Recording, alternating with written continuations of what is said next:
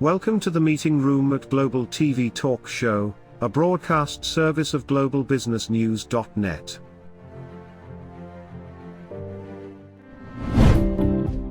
This episode from the meeting room of Global TV Talk Show is brought to you by The Bridge School, the accredited international online private school of choice, at bridgek12.org. Porch Light Rental and Destination Services. Reduce your renter lump sum or managed relocation costs.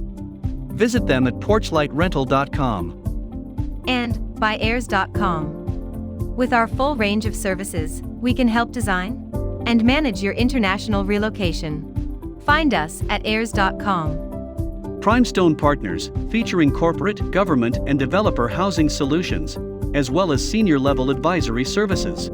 Find them at primestonepartners.com. And by International Auto Source. We are the vehicle experts for expats, featuring all major brands of automobiles with flexible solutions and financing. On the web at intlauto.com. Become a global player in your field. Cross Culture to Go provides virtual support for your global business and career success. We can help you thrive in 140 plus countries and markets. On the web at crossculturetogo.com.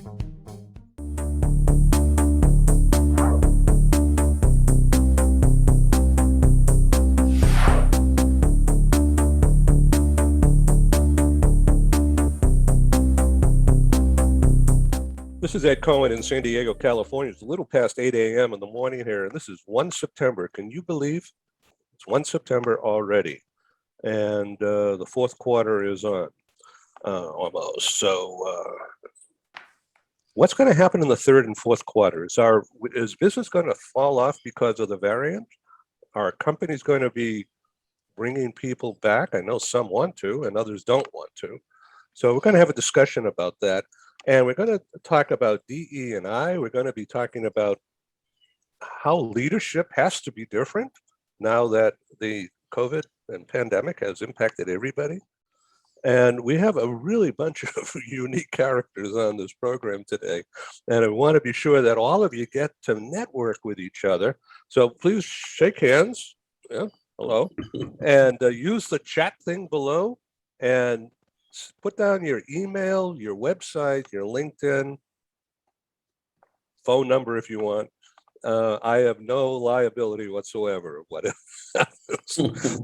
Anyway, this is Global TV Talk Show, and this is a unit of globalbusinessnews.net. According to Google Analytics, between June 1 and last Friday, they tracked 16,000 audience page views. Can you imagine that? And so it's because of the TV programs that we're doing. I'm trying to get going again and producing some live meetings, even hybrid, in a room, in a hotel room with people sitting in front of me and speaking, and then have the screen so we can bring in people from India or Dubai or London or wherever, expand the reach, expand the marketing. And some people don't want to come. They have said, I'm not going out. Now, I was given a press pass to go to the SHRM meeting in 9 days in Las Vegas, and that's usually a big ticket item. And I got to tell you that I'm thinking about not going, okay? And I was given a press pass to go to a couple of other meetings during October, and it's a wait and see. I think the pandemic, the variant, and people that have actually gotten used to working like this, is really creating a new energy that eventually people will go back to the office, right, Philip? And then how are companies going to deal with all of this? And how are they going to manage? We're going to have that discussion. Okay, first I want to introduce and then ask you to self-introduce now really in 20, 30 seconds, because we'll have plenty of time to come back and discuss. Rob Pienka, Global Agility, Mastermind. Please say hi and quickly intro yourself better than I just did. Hi, Robert Pienka here, fantastic Lancaster, PA, USA. I want to live in a world where everybody is a cultural anthropologist, like Philip's daughter. we're just a planet of people here. That's the 21st century frontier, and we're 21 years into it, and we're not really doing that well. We need to get along a little bit better, and that's not just an attitude. It takes a skill set. I work on that skill set. There you go. That's cool. Very cool. Chris Klein, first time on our program, and I welcome you. Please say hi. This is the guy who co-founded a company that's very successful called Mobility Empowered. Hello, Ed. Good morning. Thanks for having me on the show. I'm really glad to be here. I see some familiar faces on this as well. I've never talked to some of you, but I followed you on LinkedIn or saw some of your posts. Andrew, specifically, I've seen some of your videos on there. And at Mobility Empowered, we've been around we're going on 5 years now. Started as a customer-built concept, which is managing the relocation process from beginning to end. Been in relocation now for just under 35 years, and looking forward to the show today. Great. Jason, where are you? Are you there? Oh, there you are. Okay. Okay. This is Jason Moore. First time we just met as a result of an intro from Chris Klein. So you use technology to help people find housing. Is that correct? Yeah, that's right. The 360 Tech platform is really just a way to simplify accommodations management, and it's basically software as a solution. So it's a tech platform, and happy to go into it more. We can go into more later, or I love talking about it. So okay, we'll come back. Andy Elliman and I met a few years ago. He's spoken live at my meetings in London and Paris and somewhere. No, that's it. And then several times on TV here. But so Andy has climbed and survived, as you could tell, Mount Everest, and has a life-changing experience. And this guy's a maniac, actually. He's going to try to swim the English Channel. But you know what? He didn't learn how to swim. He hasn't learned how to swim until just recently. Andy, quickly tell us about what you're trying to prove. Well, thanks, Ed, for having me on the show again. Just to give you a quick recap, you're right. 3 years ago, I couldn't swim. 48, thought I'll take on the biggest challenge of my life and take on the fear of water, which was then, not being able to swim. I was all scared of water. So I took on the challenge. I announced I was going to swim the English Channel, which is classed as the Everest of the sea. And it's 21 miles and you swim straight across to France from England. So I thought I'd take that challenge on, and I am now 11 days away from actually attempting to swim across the channel. Thankfully, I can swim now, so that's a good part at the moment. It'd be a bit of a problem if I couldn't, right?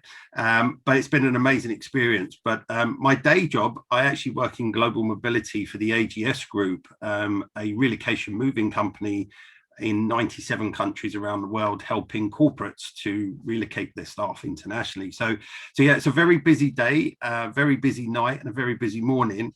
And I do get some sleep in between, but I'm always training and I'm always learning. And I think there's so much more we can do as a global team. I think I think Rob, you got it right earlier.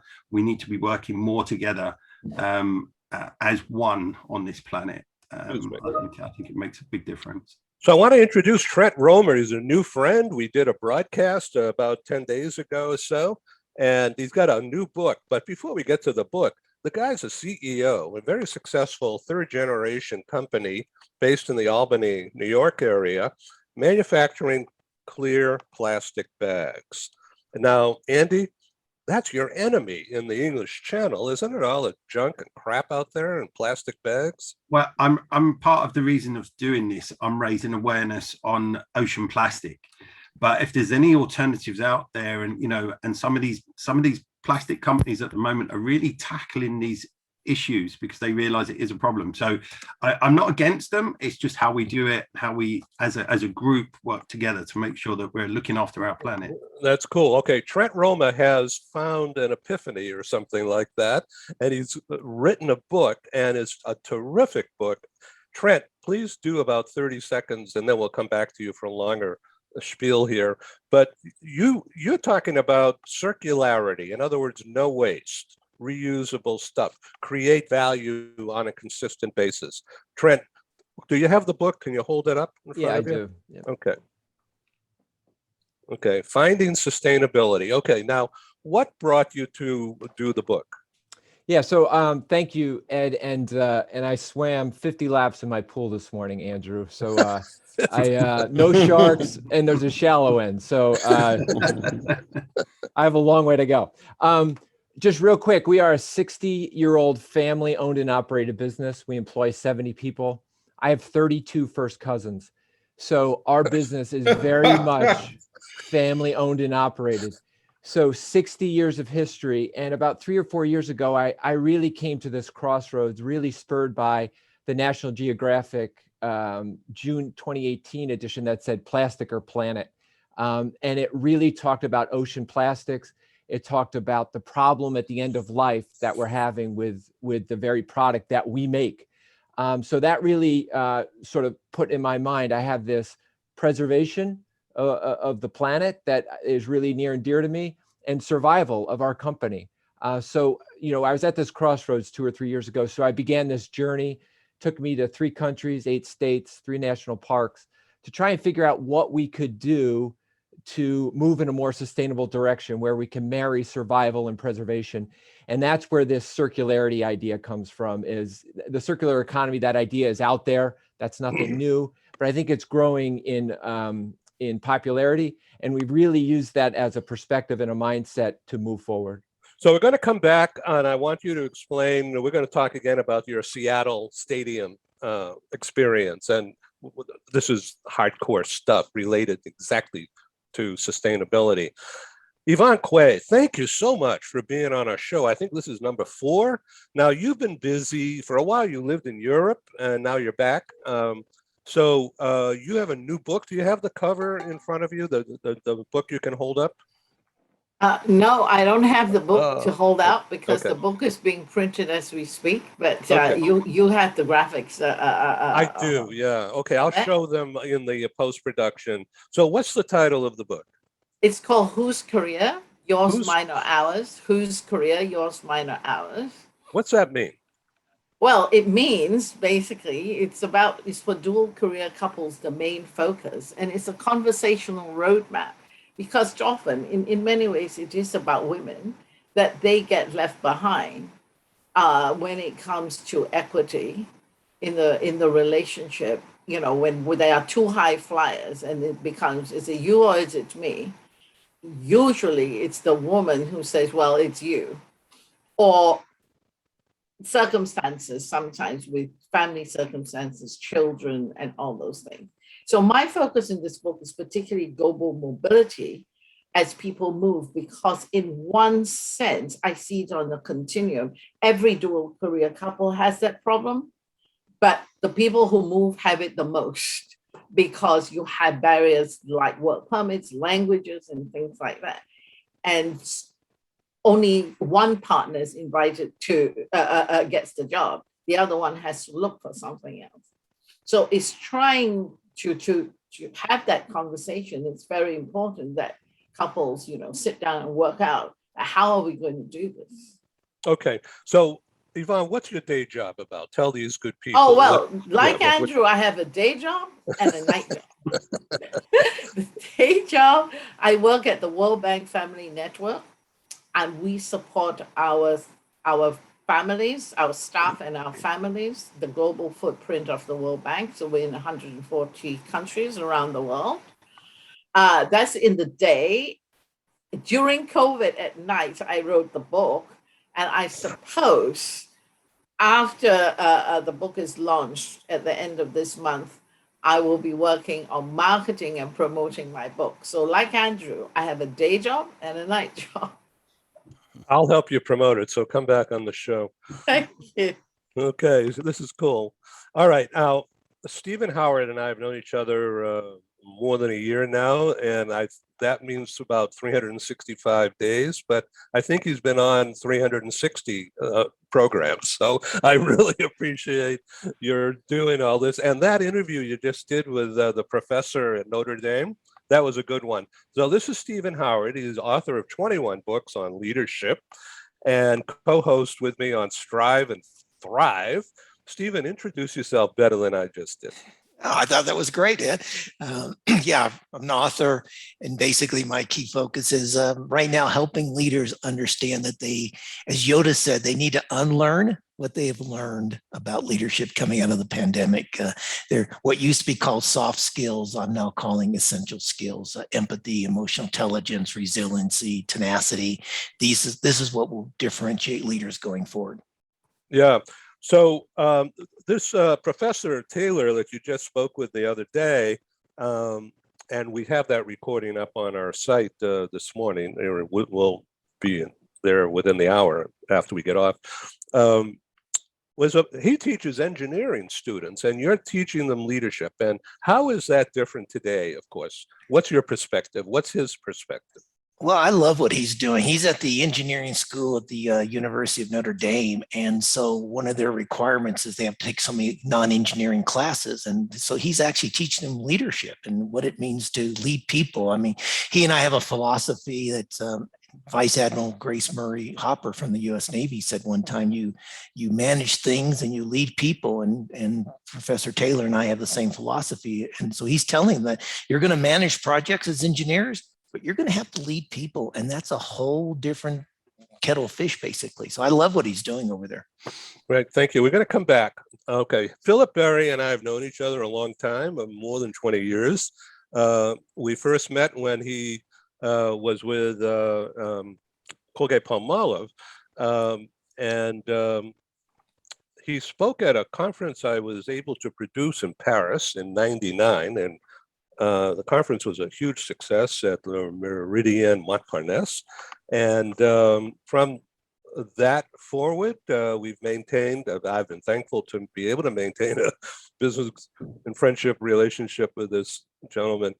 He's an expert in people and leadership, managed HR for Colgate in 60 countries. Is that right? Yes. How did you do that? Well, I was vice president of human resources for different divisions over my lifetime there. So I was living in Paris, in fact, and I was vice president of HR for Europe when I was at that conference. And then at another time, I was vice president of the International Business Development Group, which covered all of Russia, all of Eastern Europe, all of the Middle East, and all of Africa, North, South, East, and West. And then another time I had Asia. Then another time I was VP of HR over Latin American division and Caribbean. So that's what I was doing there. And before I was at Colgate, I was at Procter & Gamble. So I was also involved in domestic and international work there. And I left Colgate to actually start my own consulting business, Philip Berry Associates. And the goal of our business is to enable individuals, teams, and organizations to transition from their present levels of performance to higher levels of capability. And I do that through personal branding, executive leadership, talent management, diversity and inclusion, and organizational effectiveness. And in fact, to facilitate that work, since you were asking people about books, I just said, oh, let me just throw, I don't know if you can see this or not, but anyway, I threw it up there. It's also on the shelf back there. But the green screen is preventing us from seeing it, but I will put that book cover and the title of it. Being Better Than You Believe, 8 Steps to Ultimate Success. And, you know, and it is more than just a book. It's really a playbook that I use when I do executive coaching with leaders.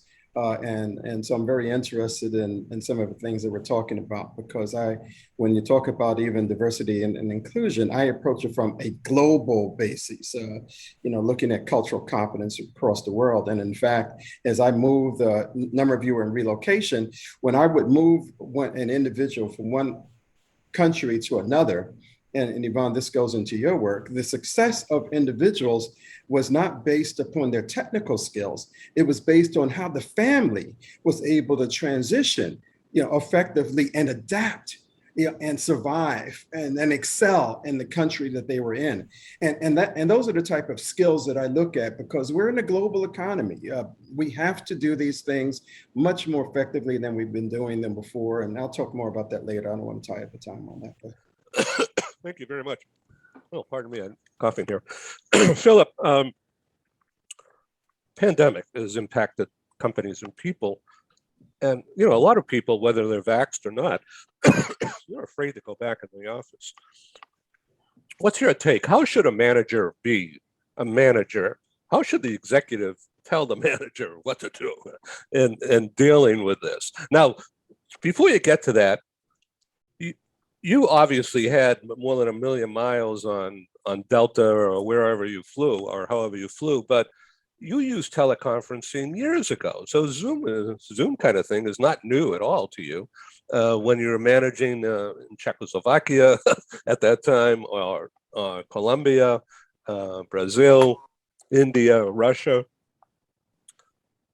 How do you see the future going? Is it more of that, better Zooming, or do you think it would be a hybrid? Were you directing that to me? I'm sorry. Yes, Philip. Yes, okay, I'm sorry. so no, it's okay. No, I think that the world really has to be, as Nesbitt would say, is high tech and high touch. Yeah, and we have to be able to function in this new realm of technology by interfacing with people and understanding the cultural framework that people operate from, that they live from, that they behave from. And so there are times, and we have to determine when it's best to do one versus the other. I think once we get past, the way we are approaching this pandemic is so, and it's Neanderthal, you know, because we really need a global solution to this. It can't be every country finds its own vaccine and let me just vax my people. What we need to do is to have a global way of satisfying and making sure that everybody is healthy. So that way we can continue to work with people across borders, because borders are an artificial type of a barrier that are created based upon economic and political circumstances. From a business circumstance, we have to move beyond that. And so, yeah, we have to, and when we talk about technology, we're going to have to, because you look at new generations of individuals who are coming in, so the Generation Z, I mean, you know, some of us are baby boomers. We have to find different ways to relate and interface with each other that make it much more facile to work and adapt to business and to get goods and services to the people that we want to get them to. So Philip, you're obviously adept at multicultural communications. I need to ask you about DE&I, inclusion, belonging is the next thing, in my view anyway.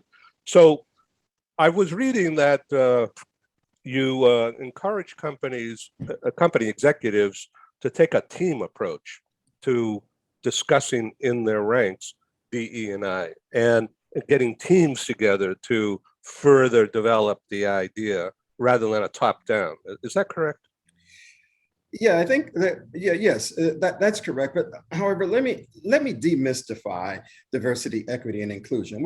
On a global, and I look at this through a global lens.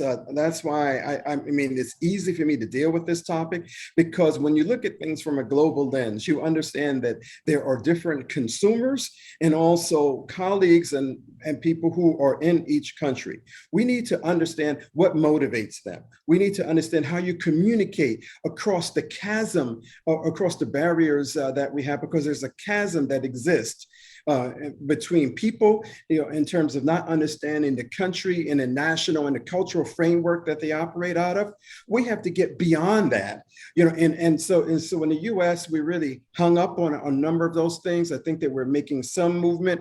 However, if we look at things from a global basis, the way I look at it, yeah, the whole issue in the United States is that the United States is almost like a microcosm of the world.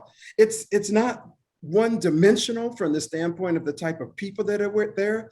It's made up of immigrants, you know, people who come from other places. So we have to find a way to understand people's language and their behaviors. That's what diversity is. And if we are going to any country, if you're going to a Brazil, then you need to understand, how am I going to get my products downstream to people in the favelas? If I happen to be in a South Africa, how can I work across the 12 languages that are there in order to position my products in a way that is going to cater and satisfy the needs of people based upon their habits and their functions. You know, that's why in consumer, last thing I'll say on this is that when I look at developing products in certain areas, the beauty of that is that you look at how do people consume? What are their practices are? So if I have a lotion or if I have soap, well, let's take a look at how I wash clothes. What are my habits around that? And how can I develop a product that would meet those individuals? If you're working in a place like a Burma or something where you're washing goods in the stream or something like, how do I do that? What's the chemical composition of the product that I have? Because it can't be the same as a chemical composition if I'm producing and working the product in Italy. So is that understanding globally that will help leaders to be more impactful on a global basis? Philip, name 2 or 3 things. There's probably 7, 8, or 9 things, but name 2 or 3 for the purpose of generating talk here in the panel about how executives should lead today because of people upset with companies, but they're not voicing it. But yeah, we look at the headlines about 46 or 66% of people are going to quit their jobs. I mean, what's your take on all that? I believe there are 3 things. One is that we have to, I have a few consulting assignments now, and the big issue in those consulting assignments is communications. And communications is not talking, is listening. It's being able to listen with a way of understanding people, understanding what their real issues are, not just the problems that are presented to them, what their real issues are from that standpoint. And it goes into some of the things that Stephen was talking about. When you look at the type of skill set that people need, we need to have empathy. Empathy means that you need to work with a way of understanding not yourself more, but other people who you're relating with. So that way, when you come out with a product, when you come out with a policy, when you come out with an edict, you're able to understand what the impact is on individuals from that standpoint. And then the other piece is the team piece, that leaders, the best leaders are leaders who are individuals who are able to create other leaders. And you are able to do that in a framework of team working together, people working together, because it's not a one man or woman show in terms of making things happen. And that's another awareness that I think I've seen when I work and do executive coaching with people. So I find, last thing I'll say on this is that I've seen individuals, they get promoted based upon their technical capabilities. I'm a lawyer, I'm an engineer. And then where do they fall out? Because the skills that got you there won't keep you there if you don't do things to learn how to operate interpersonally with people and develop those soft skills, because it's not about IQ. It's not even about EQ. It's about CQ, which is the cultural quotient. And so individuals need to understand, I don't hire people because they're smart. Take smart as a given. What I want are people who have enough emotional quotient so that they are able to understand themselves and how to relate to others. And also from a cultural standpoint, they're able to understand that there are different ways that people operate and behave and think. And that's important to them, in the framework that they come from. And we need to work against that. We need to work through that. We need to operate and walk in other people's shoes in order to be impactful. Thank you. Stephen Harwood, what do you think of that? Oh, Philip's right on the spot. I would only add 2 thoughts to that. I think part of communication, I would add questioning skills, and people don't know how to ask good questions, but you have to really dig below the deep. My favorite phrase is "tell me more." Phil, if I was talking with Philip one-on-one, I'd say, "Great, that was interesting, Phil. Tell me more," and get him to dive deeper into the subject matter.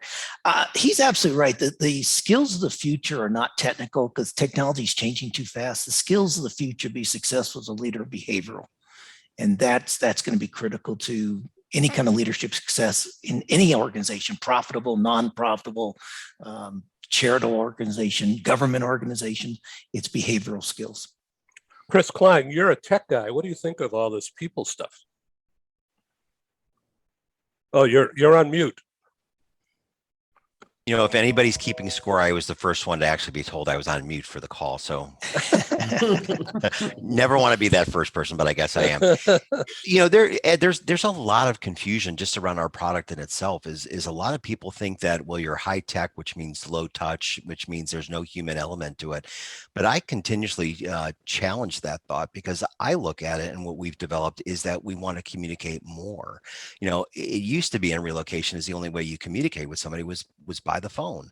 Well, we're dealing with a lot more people today that don't want to talk by the phone. They would rather talk through live chat, or they would rather interact with information that they can get at their fingertips. So what we've looked at and what we've developed is the way to be able to work with them to say, okay, here's a technology tool, here's a mobile application, here's how you can communicate, here's how you can work. You know, I'm glad that Jason's on the show. We actually integrate with the 360 product, which is around corporate apartments. You know, that there's a lot of confusion around corporate apartments. Well, how do you source it? What are you spending? What's available? We integrate with a tool like that so that we can give them access to inventory and they can basically buy it now. But as far as, you know, the human touch, probably the biggest area that I see in my space is the company's willingness to support the assignee or the transfer around the world. Real life example, worked with a large manufacturer this week. The individual is stuck in a hotel. They can't find a place to live in London. And we find a provider that's on the ground, and for a little over 500 pounds, they can help this person find a property and get settled. And the client pushes back and says, that seems really steep to me. And, you know, it's things like that. So then, you know, before I can even have a conversation about how we support the family or the spouse or anything else, I can't even get an investment of 500 pounds to help this individual find an apartment. So, you know, again, technology is an enabler. Technology, from our view, is a way to really help these people regardless of where they're at. And it also significantly lowers the cost of transactions. I've helped build 3 successful brands in the relocation space, and our biggest expense was manpower. It was, there had to be somebody on the other end of that phone or that email to be able to communicate with that employee. And unfortunately, we were never truly able to support them 24 hours a day. With what we do, we can. So to me, it's a tremendous support mechanism for that family and for that relocating employee. Right. Jason, comment? Yeah.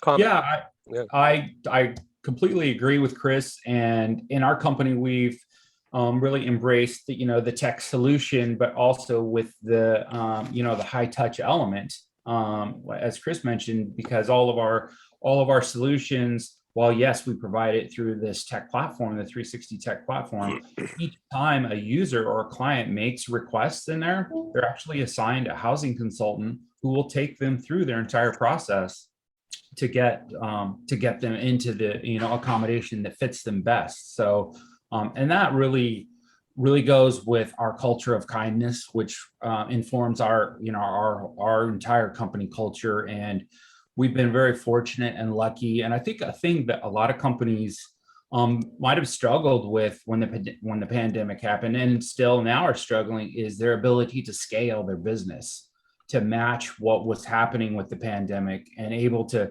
scale back if needed to keep the doors open and keep everything running. And now as travel starts to come rushing back, especially with like government, we talked a little bit about rescaling, getting those inventories back up and running, getting everything you need going. And you know, a plug for my company, great CEO, Lee Curtis. I'm sure you know him or have read about him. Him and his executive team have done an awesome job of rescaling our business and get everything back. We actually grew through the pandemic, which was interesting because a lot of folks in our industry, a lot of corporate housing companies, and a lot of folks that are part of our supply chain or that offered a similar solution to us, just didn't make it. And so, you know, it was really unfortunate, but those customers of those clients saw how we were scaling, and we were able to keep the doors open and keep things rolling. And we were able to, you know, to take on their book of business. So that ability to scale, rescale has been tremendous. That's great. Thank you for that contribution. Hello. I want to go back to your key question and then a point that Phil was trying to make. I don't think the pandemic and doing all this technology is really going to change the landscape of how businesses are really going to adjust. And for the reason that Phil was making, diversity. You're not going to get the richness that businesses need to cultivate and drive business through diversity without a hybrid model of business. And you're not going to get that hybrid model without recalibrating what that looks like. And that's not going to happen without some elements of growing and developing people in person. And that's not going to happen without that richness. So all these tools, like you said, Zoom wasn't the first one on the market. Zoom is just a fancier iteration, right? But what's going to happen is that diversity is going to be key, because products are not going to develop and not going to represent their market share without diversity, without representation. Without that representation, you're not going to get critical view of what our clients are really after.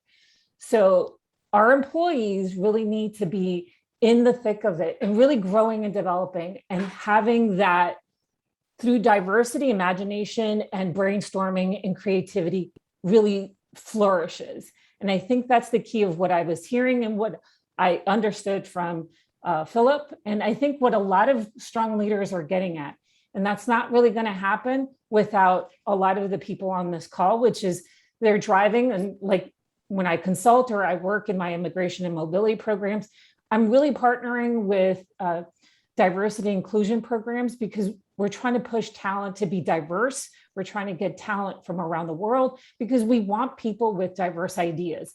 So even the pandemic, it's always going to be some crisis. There's always going to be something, a recession, a pandemic. There's always going to be something that's going to change the business model or at least modify it. But diversity is going to be critical to drive business, to drive that evolution of whatever product, whatever widget. And we need that diversity in ideas. And that's going to happen one way or another. So we need people to have broader perspective, and we need strong leaders to have that vision.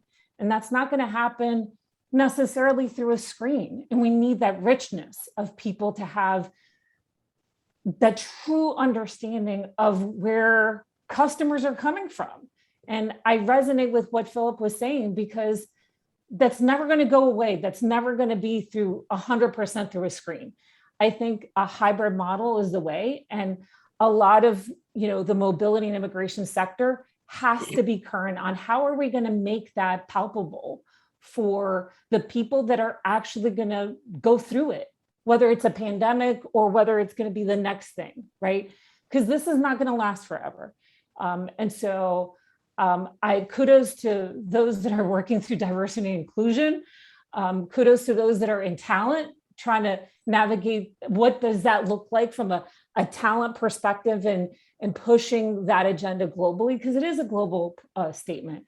And then us in the mobility sector, we have to be right on those heels, right? Thinking creatively, evolving those programs in order for us to support that, those business models, right? Thank you. We interrupt this broadcast to bring you a timely announcement. Hi, I'm Sergei Gorbatov. I'm Angela Lane. Together we're researchers, writers and practitioners in the field of human resources. And we've also been multi-country, multi-assignment career expats. We owe our professional development and growth to a very large extent to the international assignment opportunities that we have had. But in a world where distributed work may become the norm, we also want to understand what will happen to the nature, duration, and purpose of international assignments. Together with our colleague, Julian Dalzell from the University of South Carolina, we're undertaking a study on the future of expatriation. And we'd value your contribution. You can participate in this important study by completing a simple 10-minute questionnaire. Access the questionnaire by typing in your browser tinyurl.com/expert study. That's tinyurl.com/expert study. You can also find the link here on Ed's website next to this video. Thank you for joining us in this study in return for your contribution. We'll provide you with a copy of our research. And of course, you'll be invited to an exclusive webinar hosted by Ed, where we will share our findings right here on Global Business News. And so please go to tinyurl.com/expat study. Take the survey so that we can better understand the future of expatriation.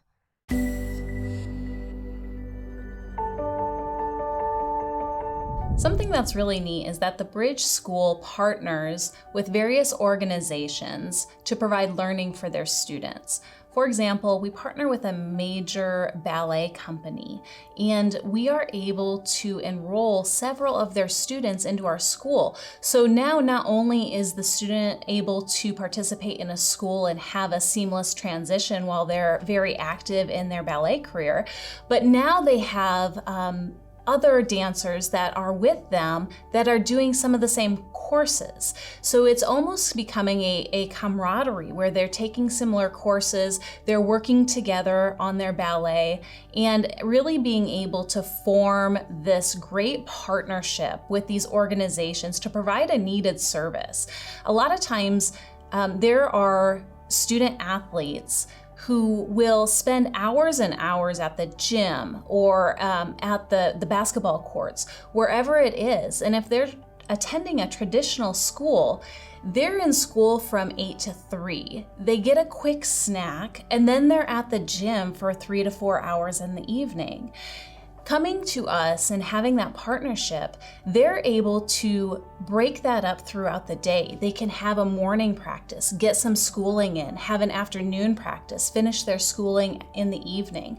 So there's that flexibility. And additionally, if there are tournaments or performances, it's fantastic because if there's a week where they have shows straight through, they can take that week off of learning and then pick back up when they're done. So it offers this great flexibility. And for the program owners of these sports leagues, it is a win-win situation for them because they see this need. They see this need that their students need to make sure that they are obtaining the grades necessary to be successful adults in our country and in other countries.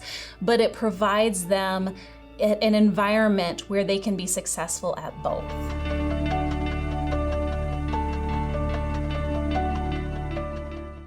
Thank you, Philip. Why don't you comment? Then I want to introduce Sandra Corona, and then Andrew Elliman. I'd like to get your take on this. Okay. No, I think that Hazel really hit it right on the nail. And one of the things that I learned, I think that there are a number of things that people learn, and what we have to do is focus on what we have to unlearn and then what we need to relearn. I mean, it's and Alvin Toffler talks about that, and we have to relearn how to operate in this new world and the new order. And the new order has to do with operating differently with people, with technology, understanding some of the major trends that are impacting us from the standpoint of climate and health. It is so sad that we don't have, when the pandemic came about, that we didn't have, which is a global problem, that we didn't operate with the global solutions. What we did was that we sub-optimized, and every country went into their own world, their own little tent, and said, well, let me fix this in this way. And so that means that we haven't had a paradigm shift from a standpoint of our thinking that causes us to operate and behave in a different manner. And that's not something that's philosophical, it's very important. All of a sudden, so now I understand that there is a group of health commissioners from the G20 who are going to meet and say, how can we come up with a way to validate the vaccines? Is there some type of a thingamajig, or that would enable us to do that? Well, gosh, it's been a year and a half in this pandemic, and all of a sudden we are now thinking about that. That is not going to enable us to continue to survive. Any size. Just me, Christian. Okay, everybody, be careful of background. Hello, Carrie. Take whatever we could get, whatever's available in that area possible. Thank you. Thank you, Carrie. Okay, Philip. No, that's all. I don't want to monopolize it, but I think that was how it's tie into what Hazel was saying. I think that she's right on. This. Yeah. Okay, so Sandra Corona comes to us from east of Riyadh. Welcome, Sandra. Thank you so much. And apologies to everybody for arriving late, but I'm here. I was very excited to be a part of today's event. Thank you for inviting. So introduce yourself. Well, let me just say that we've known each other a couple of years. You've been on many of our programs. You are, just let me ask you, what's your take? What's the difference between giving advice and coaching? You know what? I learned that in the hard way.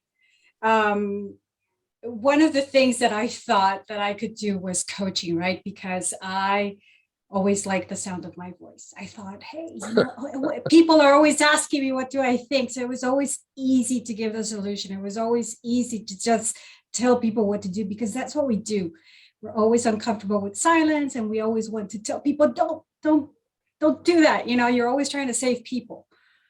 And so I thought that would be the right thing. But something in my mind, my whole core was telling me, don't get into that, because my first reaction was always try to solve the problem. I thought, but why? I like it so much. And then seeking some coaching and talking with people, the secret of coaching is to never tell you what to do. It's for you to come to the conclusion.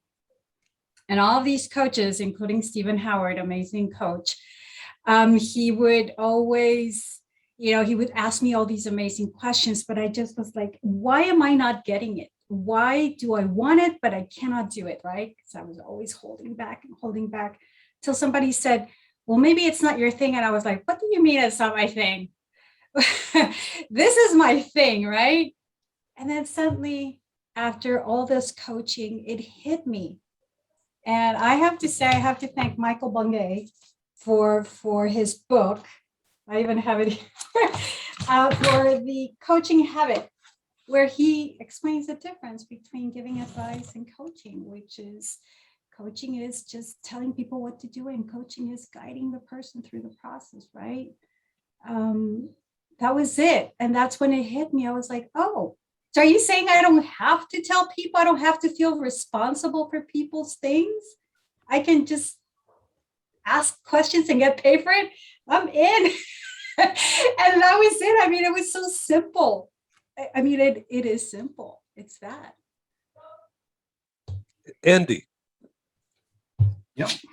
Yeah. So what do you think of all this talk going on here? Actually, sitting back and listening to everyone, it's incredible. I mean, the amount of experience we have in the room is incredible. And Philip, to your, I love the way you put it about we all need to look at this as one.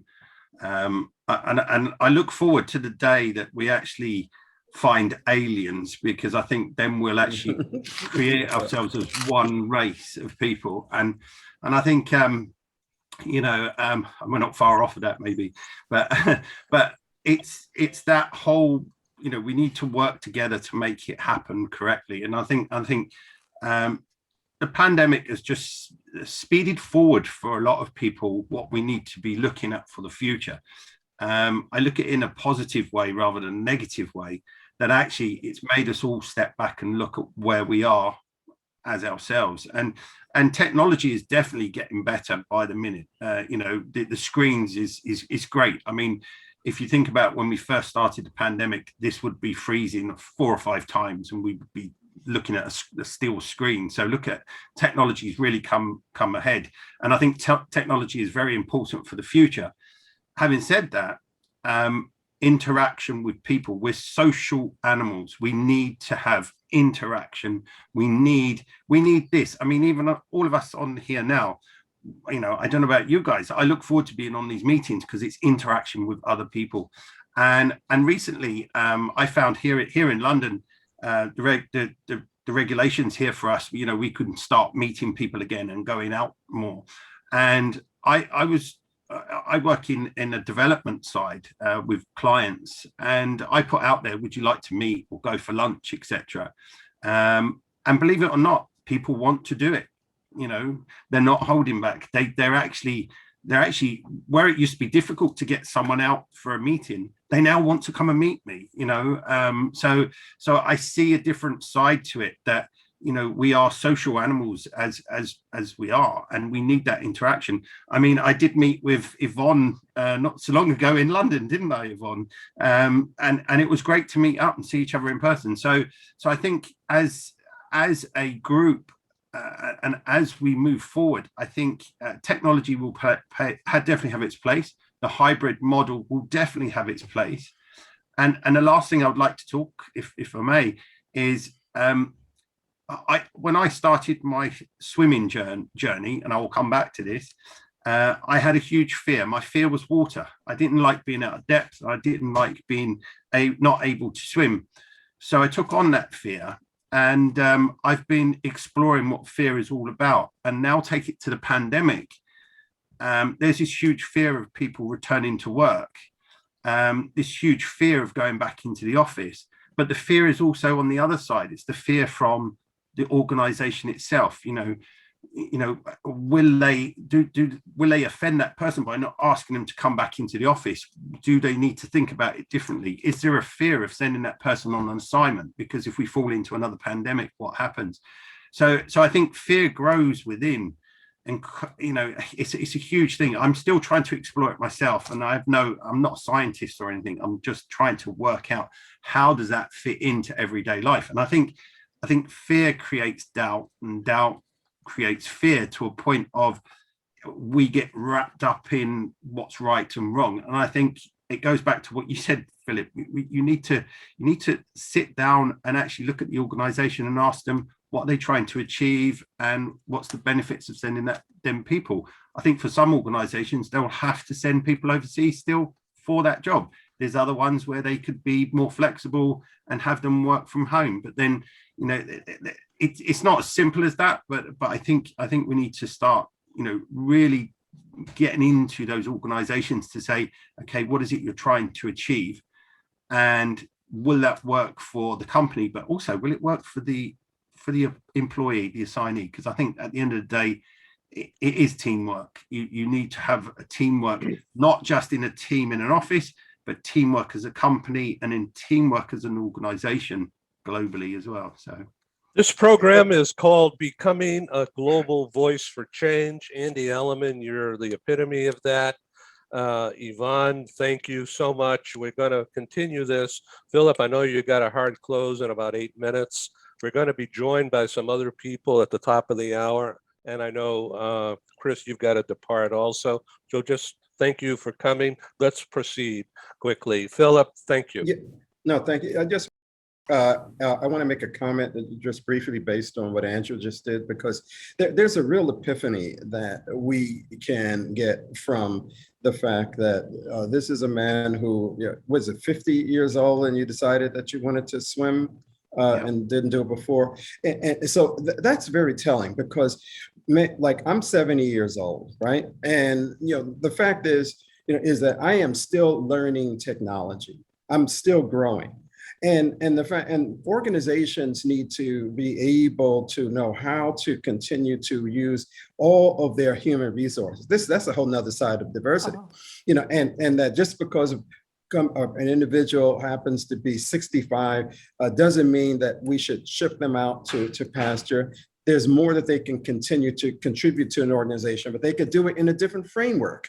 They could be mentors, they can be advisors, they can be special scientists. I mean, there's a way that organizations need to organize their people and their processes, so that way we take advantage of all of the skills and capability and not just ship people off. So I thank you very much, Andrew, for being a role model, for the new way that we ought to be operating, behaving, and thinking, and get beyond fear, in order to do that, because there is a lot of fear. We're guided by fear and not by facts, and not by potential. And what you're doing is showing the different sides of that.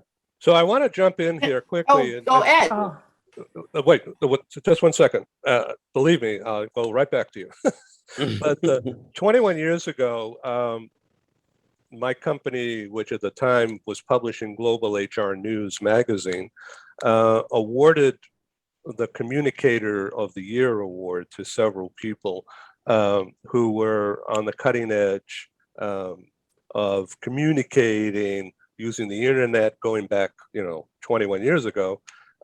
So Philip Berry was the first, I don't want to embarrass you, but he was #1 Communicator of the Year because of this people-oriented, commonsensical, and hard-driving approach rather than wishy-washy softy and all that stuff.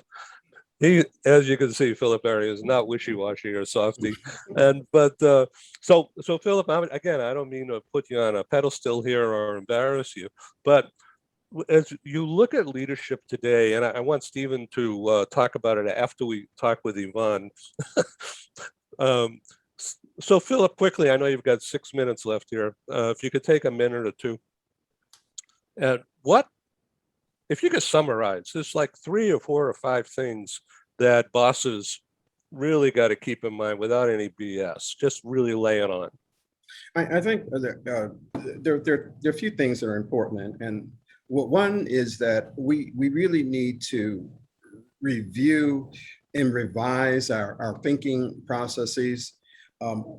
So that way, and look at the organizations, the products that we have, the people, where we are distributing products, how we were doing it. We need to really have a reprioritization of a number of those issues.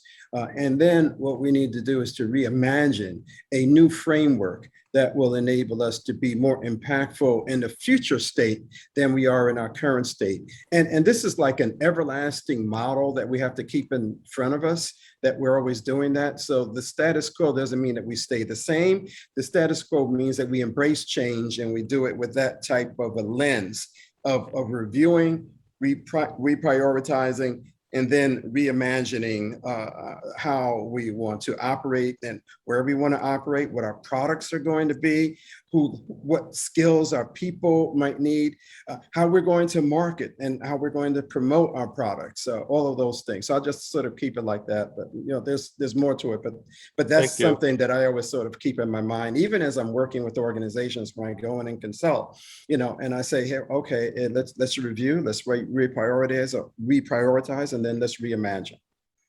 So Philip is on the board of City University in New York, and he's dealing with all kinds of issues. We'll get to that at another time. Yvonne, your role at the World Bank, you're dealing with people, you're dealing with issues, human issues. What do you think about what Philip was just talking? And I apologize for pushing you off a little bit, but I just wanted to make sure that he got his point out. I think building on Philip, I think we really need to reimagine what it will look like, because I think going forward, we will live in a very uncertain world.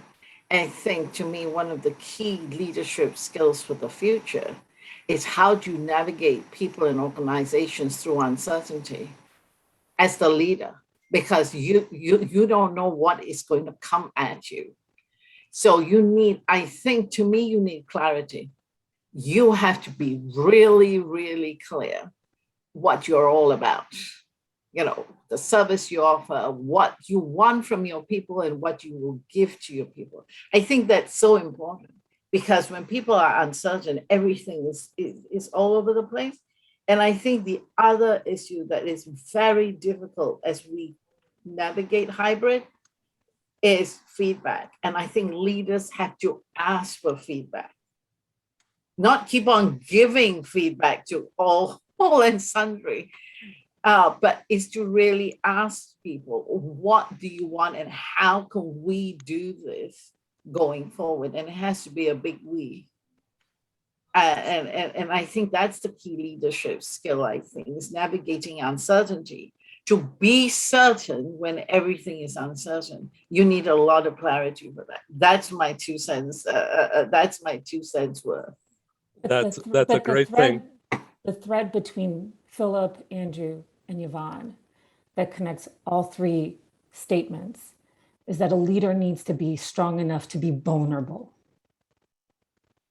You have to be strong enough to be vulnerable, to do everything each of you said, You have to be strong enough to be vulnerable. You have to be strong enough to show your vision and to withstand feedback, to withstand criticism, to be able to stand there and take it all and be okay, be vulnerable, bring your people along your journey. No one's gonna buy your vision if you cannot put yourself out there. And that's okay. It's okay to stand in what you believe, because no one's gonna buy you. If you don't buy what you're selling as a leader, you can't do what Yvonne said or what Philip said or what Andrew is doing with his courage to try something new. As a leader, you can't ask your troops, whether you're a leader of 2 or whether you're a leader of 100, if you are not willing to be vulnerable.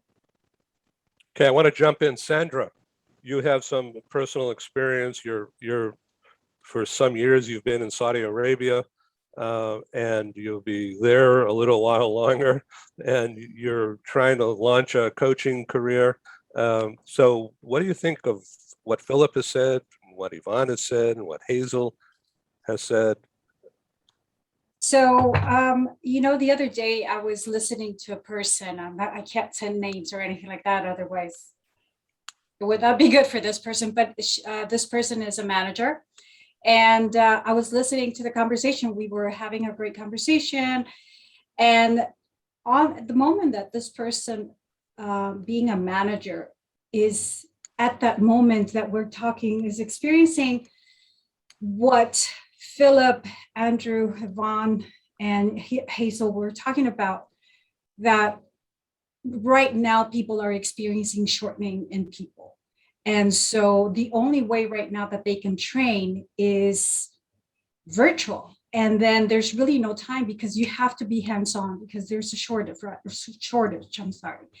And so this person at a moment was like disturbed. And I said, what's going on? And the person says, well, right now this person is not responding. And I'm asking her, where are you?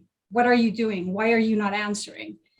And the moment that I know that this person is in healthcare, it worries me to hear a person ask, a manager asking their people that are coming from an agency that have no prior experience, that are training on the job, and is asking, where are you and why are you not responding? It worries me, because there's no proper training. There is no opportunity to sit down with your people like you did before and train them properly and take them to a place where they can feel comfortable and safe and, make the proper use of technology. There is no time anymore. And we're missing out on that opportunity. I mean, for me as an introvert, I feel like this is the most amazing thing for me that's ever happened. But for other people that require that touch, that feeling, that sensation of closeness that brings people closer, there's a lot of opportunity right now that we're missing. And, the hybrid that Hazel was talking about, of being able to do like, hey, for training, maybe this would be the ideal thing, just work with people. Right now, we do need that approach, and I'm missing it. Strangely enough, I'm missing it. It's been now 2 years, and I'm like, I think I need to touch people. I need to be able to be with people. So for me in the coaching, it brought me to the opportunity to tell this person, hey, I think you might benefit about a little bit of coaching, and you really need to sit down and think about how you're talking to your people, because right now, if you feel stressed, imagine how they're feeling if instead of having 30 days of training, now they only have 10 days. They quit on the spot. And I'm not kidding you, they quit on the spot. So, really, Andrew, Philip, Yvonne, Hazel, they nailed it. I mean, I didn't have the opportunity to hear anybody else, but coaching is right now what people need, especially right now, the healthcare, the teachers, and the students. Let's talk with Chris and Jason about the military for a sec, okay? And Rob, I welcome your input too. So the military and innovation, people, the topics that you're just hearing right now. Chris, Jason, would you like to comment about military innovation? Yeah, I think that, the first place that I would start is, I served almost 30 years ago in the US Navy. And what I can tell you is all the training programs that I've been through, every university that I've been to, whatever it is I put that training up there at probably the best that I've ever been involved in. And the reason why I would put it up at the best is because there's always an outcome that's desired. There's always an objective. When you get through with that training, you are expected to do the following things and know the following things. So that would be the first thing. The second thing is when you look at it from a leadership standpoint, I mean, one of the things that I see is probably the hardest thing to deal with when I'm dealing with a lot of different organizations is there doesn't seem to be a clear decision process. There doesn't seem to be a clear mission vision amongst the leaders. And then that makes it very hard for the people that report into those leaders to actually make decisions. And when I talk about the person that's sitting in a hotel room in London, it should be very clear that that person has a job to do when they get there in London. They need to be up and running by a certain date, and there needs to be committed resources to allow that person, their family, to get it done. They still haven't even made that decision, and they've got the person sitting in a hotel room. So that's the first thing. The second thing is so much of what we do today from a technology standpoint is actually came from military applications, right? Whether it's our cell phones, whether it's the desktop we use, the laptop, whatever it may be, it's come through the military side of it. But then what else is kind of unique within the military is a lot of people have the perception that, if you're in the military and it's one way and it's only done one way, and there's never an opportunity to have discussions over ways to have improvement or innovation within it. And I found that to be not true. I found it to be very, at least in my involvement, there was a constant need for change, a constant need for, again, ways to update. And the military is going through a massive transformation now just because of this next generation. They don't respond the same way. They don't listen the same way. They don't communicate the same way. There's nothing the same way. And I think about it, and my father was also military. My father was also Navy. And I think about when he was in and how much different it was when I went in. But I mean, as different as that was, it's not even not even comparable to what's happening now. The other thing that I like that Philip said is it's not really about a technical skill anymore because the technology is changing so quick, right? It's so fast. So you need people that again are very adaptable to change and are able to respond to that. And then just, again, this is my first gig as an entrepreneur, as an owner of a company, and I still rely on things that I learned in the military as far as executing a plan, having a clear vision at the beginning of whatever problem I'm looking to solve. And that goes back, over 30 years ago to my experience in the Navy and the training that I had there. Jason? Yeah, I'm there with Chris, where I entered the Navy over 30 years ago myself, and since I still work with government and Navy and those types of clients, it's very interesting to see how it's changed, because boy, it's changed a lot, and we're seeing a lot of that now, and in today's headlines about how the DoD is operating, but. I would say that, and I agree with Chris that they're changing a lot, and they're trying to incorporate and foster corporate best practices, and that's about the things that that Philip and Yvonne and Andy talked about is trust and vulnerability and operating without fear, and those are very, very hard things to do for a person. And if you can accomplish those, which I that's where the military is heading, because with that, operating in a vulnerable space and without fear, you develop trust in your squadron, your command, whatever it is, whatever level you are, admiral or a platoon commander.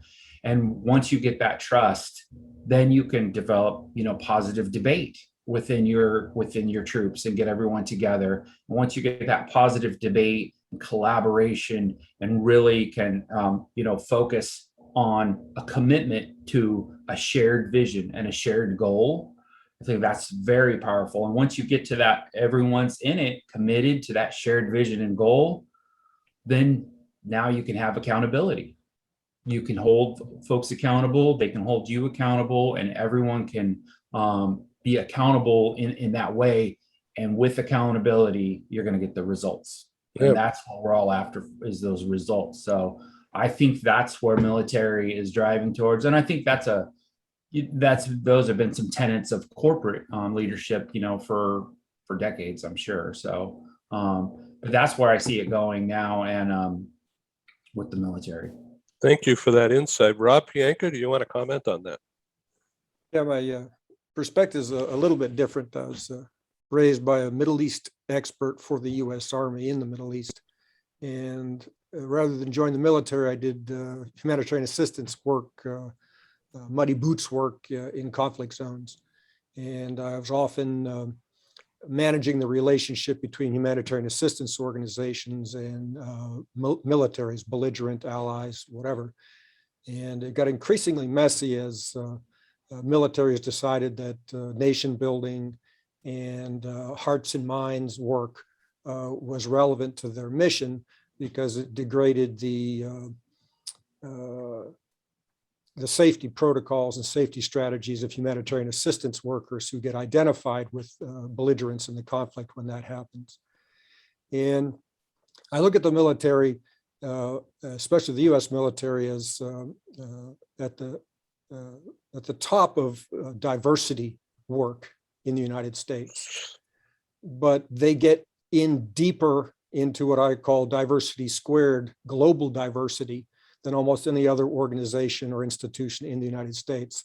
So you take a cross section of America, which can go from really culturally competent, knowledgeable special forces people, all the way down to people who come out of military schools with an attitude, a civilizational attitude about what they're doing on the planet. And you put them in a conflict zone, and anything that we haven't resolved in our diversity in the direction of being globally agile, right, turns out to be a problem in the greater diversity of the circumstance that they find themselves in, be it Afghanistan or Iraq or anywhere else on the planet. And I think Philip was saying something about a paradigm shift. And I think the paradigm shift is not on the issues that we are accustomed to when we talk about diversity, like race or nationality or ethnicity or gender, but whether or not, or to the extent that you're able to keep up with the world, which has changed so much. You know, we have transnationals and multinational institutions running all kinds of things, and you go downhill to people who are still living in the 50s inside a country. And when you throw all that disparate team into a circumstance like trying to have a good economy for the people in a country, or engaging in a war, a country engaging in a war, it's a mess. And so diversity squared, as I call it, the key thing to look at is whether or not somebody is, as Philip is, working for transnational, having a global view of everything, or all the way down to some of the more wonderful things you find in the human race. And the only example I'll give, and I'll stop then, is that I was reading an article about how people were trying to get global scientists and policymakers and national scientists and policymakers together with Aboriginal people whose deep understanding of local ecosystems, right, holds keys to policy and investment and stuff for the health of the planet. And if you look at the human race as being that diverse, and that people can take all that experiential and cognitive diversity and put it into something, now we're talking about a diversity problem you can solve, because it actually fits in the world as it is, a globalized world. Stephen Howard. Yes, sir. I don't even know where to begin. I had to listen to everybody. I would go back to going back a little bit when we talk about fear and leadership and fear of decision making. And I think Hazel touched upon it a little bit. The fear often comes out of ambiguity and uncertainty. And she's absolutely right. Leading through uncertainty is going to be a leadership skill that organizations need and will hire for. And so some people I'm coaching right now, I'm talking to them about how to think about leading through uncertainty just to make them more employable, because a lot of people today really need to take ownership of their own development. Sadly, corporations cut their development budgets over the last 18 months. And I think that's one of the reasons that we're seeing the great resignation of 2021, along with company policies. We used to always say people leave bosses, not organizations. Well, today people are leaving organizations, and they're leaving organizations for two reasons. One, policies about returning to work that are not acceptable to some people who've decided they'd rather work from anywhere or work from home or have some flexibility in how they work. Work is no longer a place we go to. Work is what we do. And then secondly, the disappointment of not being grown or developed over the last 18 months. So I think people are looking elsewhere. So people are now leaving organizations and not just their bosses, but learning how to deal with ambiguity, learning how to lead through uncertainty. Those are going to be the leadership skills of the future. Here we have a leader, Trent Romer. You're running a family business, and you got your hands full of that, I'm sure. But I want to get you to talk about this topic that you and I had recently on a TV show about the Seattle Stadium and the reclamation, the circularity, no waste. Yeah, if I could, thank you again. I'll dovetail right into that, because all this discussion about open-mindedness and change and vulnerability and listening and learning all brought me back. It all rushed back this story. One of the places I got to visit was Harvard University. I spent a week there at the Harvard Leadership Executive Education Leadership Conference. It was a week long. And the very first night, we spent the night, we ate dinner together, 64 of us. We're one of the smaller companies there, pretty intimidating, at the Harvard faculty room. And after dinner, they asked us all if we were willing to get up and share a talent. It was an open night, a mic night. And I was as nervous as could be. I was so nervous. I felt like leaving. I just did not, I was like, I can juggle. That's all I can do. And I just didn't want to do it. So they didn't make everybody do it. But what that night taught me was you need to stick your neck out. You have to be vulnerable. And that's what this whole experience really at Harvard did for me. Was I knew why I wanted to move in a sustainable direction, but the Harvard University experience allowed me to understand how to do it. And the first step is to be vulnerable. And one of the quotes that they said is, if you're waiting for somebody to lead, everybody in the room is probably waiting for you. So if you're the one waiting, it's probably you that they're waiting for. So this vulnerability leads to how do you think about things a little bit different. And this thought different led me to this idea of circularity. So the circular economy is where there's no waste, just like in nature, right? There's no waste in nature. You know, something dies or perishes, it becomes part of the soil, and it, you sort of have this circular idea. So it's the same with packaging, and that's what, the packaging world needs to move to that direction. And one of the things that really solidified this in my mind was I spent a week at this Sustainable Packaging Coalition event. It was a week long in Seattle, and we got a chance to go to the CenturyLink Field, which is the home of the Seattle Seahawks, Seattle Sounders, 72,000 seat arena. We walk into the stadium, took a tour, 10 people on the tour, no one in the stadium. The tour guide, first thing they said is, there's 2 trash receptacles in the entire stadium, which was alarming. We're like, well, what? How does this happen? Well, lo and behold, they have compost bins and they have recycle bins throughout the whole stadium. The stadium controls what you bring in there. The stadium controls what they give you. You can't bring things into the stadium, so they control what you have. And at the end of an event, everything is either composted or it's recycled. The compost goes to a composter outside of Seattle city limits. The recycling goes to recyclers. The compost, after 90 days, 100 days, is sold to farmers, and they grow vegetables. And the vegetables, potatoes, are brought back by CenturyLink Field in the form of French fries. So this circularity of waste turning to compost, going to a farmer, becoming potatoes for a French fry, it's not perfect. There's a lot of holes in it. But the idea of stadiums moving in this direction was really solidified in my mind what we need to do. We're a manufacturer, and we need to move in this direction, be it compostable or post-consumer recycled content.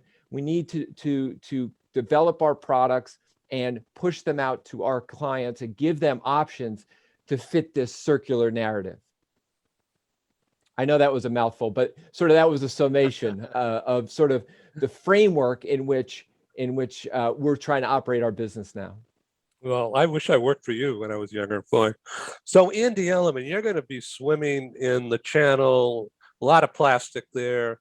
And that video that you had on LinkedIn today was all about that, wasn't it? It was, yeah. I mean, when I took on the challenge to finally take on my fear of swimming and learning to swim, and obviously take on the channel, I chose two charities which were dear to my heart, but also a good friend of mine, he said to me, look, if you're swimming in the sea, you've got to do something for the ocean plastic that's in the sea, highlight it. You know, you can show people how to be different. And he was running a program called 5 Things Clear.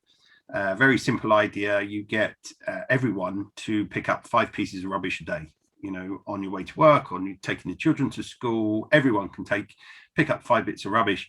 And what he was doing was getting people to sign up, pick up 5 bits of rubbish. They would take a quick photo, send it to his website, and then they would put on the website. And believe it or not, thousands of people got involved around the world, people in India, Australia, UK, across the States. It was just incredible what he's done.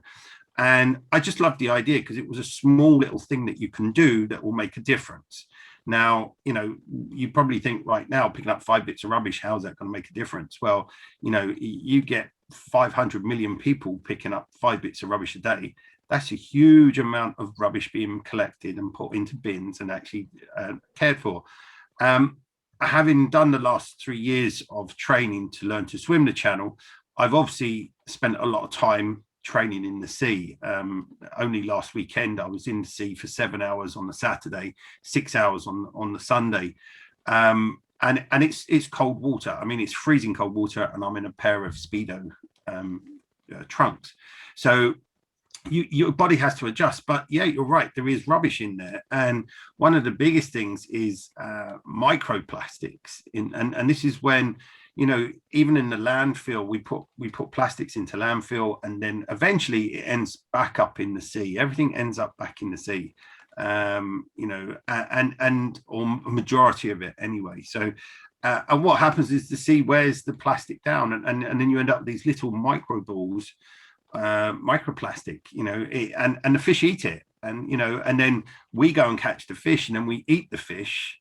Or some of us do, and then the plastic is back inside us. So you know, it's a revolving circle that, you know, it will come back to us eventually, but maybe in the wrong way. So we need to do something just for the future, and it's easy to say it now. It's critical to say it now because climate change we're seeing all the time. You've only got to look at the news to see it's a serious problem. You've only actually got to look at the weather to know it's a problem. Like, you know, we're all experiencing different weather at the moment to what we had maybe 5-10 years ago. And I think it is a big problem. And I love any idea of how we can change and make a slight difference. And, you know, Trent, I think it's great that you guys, you know, coming from a plastic bag area, you know, tackling these areas yourselves to say, okay, we need to make a difference, but you still need to make a living because that is what you've grown up to make. I think it's so important, but you know, I think it stems back more than that. It's not just organizations that need to do something. I think each one of us, our families, the individual people on this planet need to make a difference. And picking up 5 bits of rubbish is the simplest way, I think.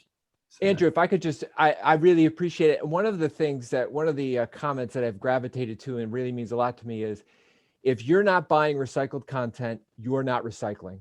Mm-hmm. So in other words, this shirt made from recycled polyester. I have a watch made from ocean plastics. My shoes are made from 6 plastic water bottles.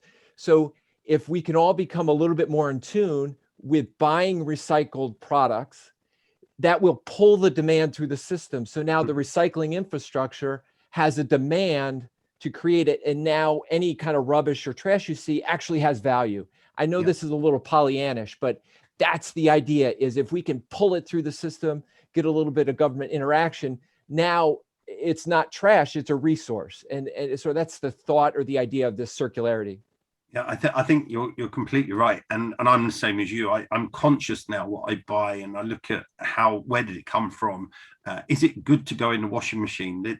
One of my sponsors, they make a clothing for warmth. It's like a gown that goes on after you're swimming, and it's made by a company called Smock, and they make a recycled top that goes on, but it's actually got bamboo on the inside, which actually is more friendlier in the washing machine. So you're not going to get the damage in the washing machine because a lot of it's leaked through there.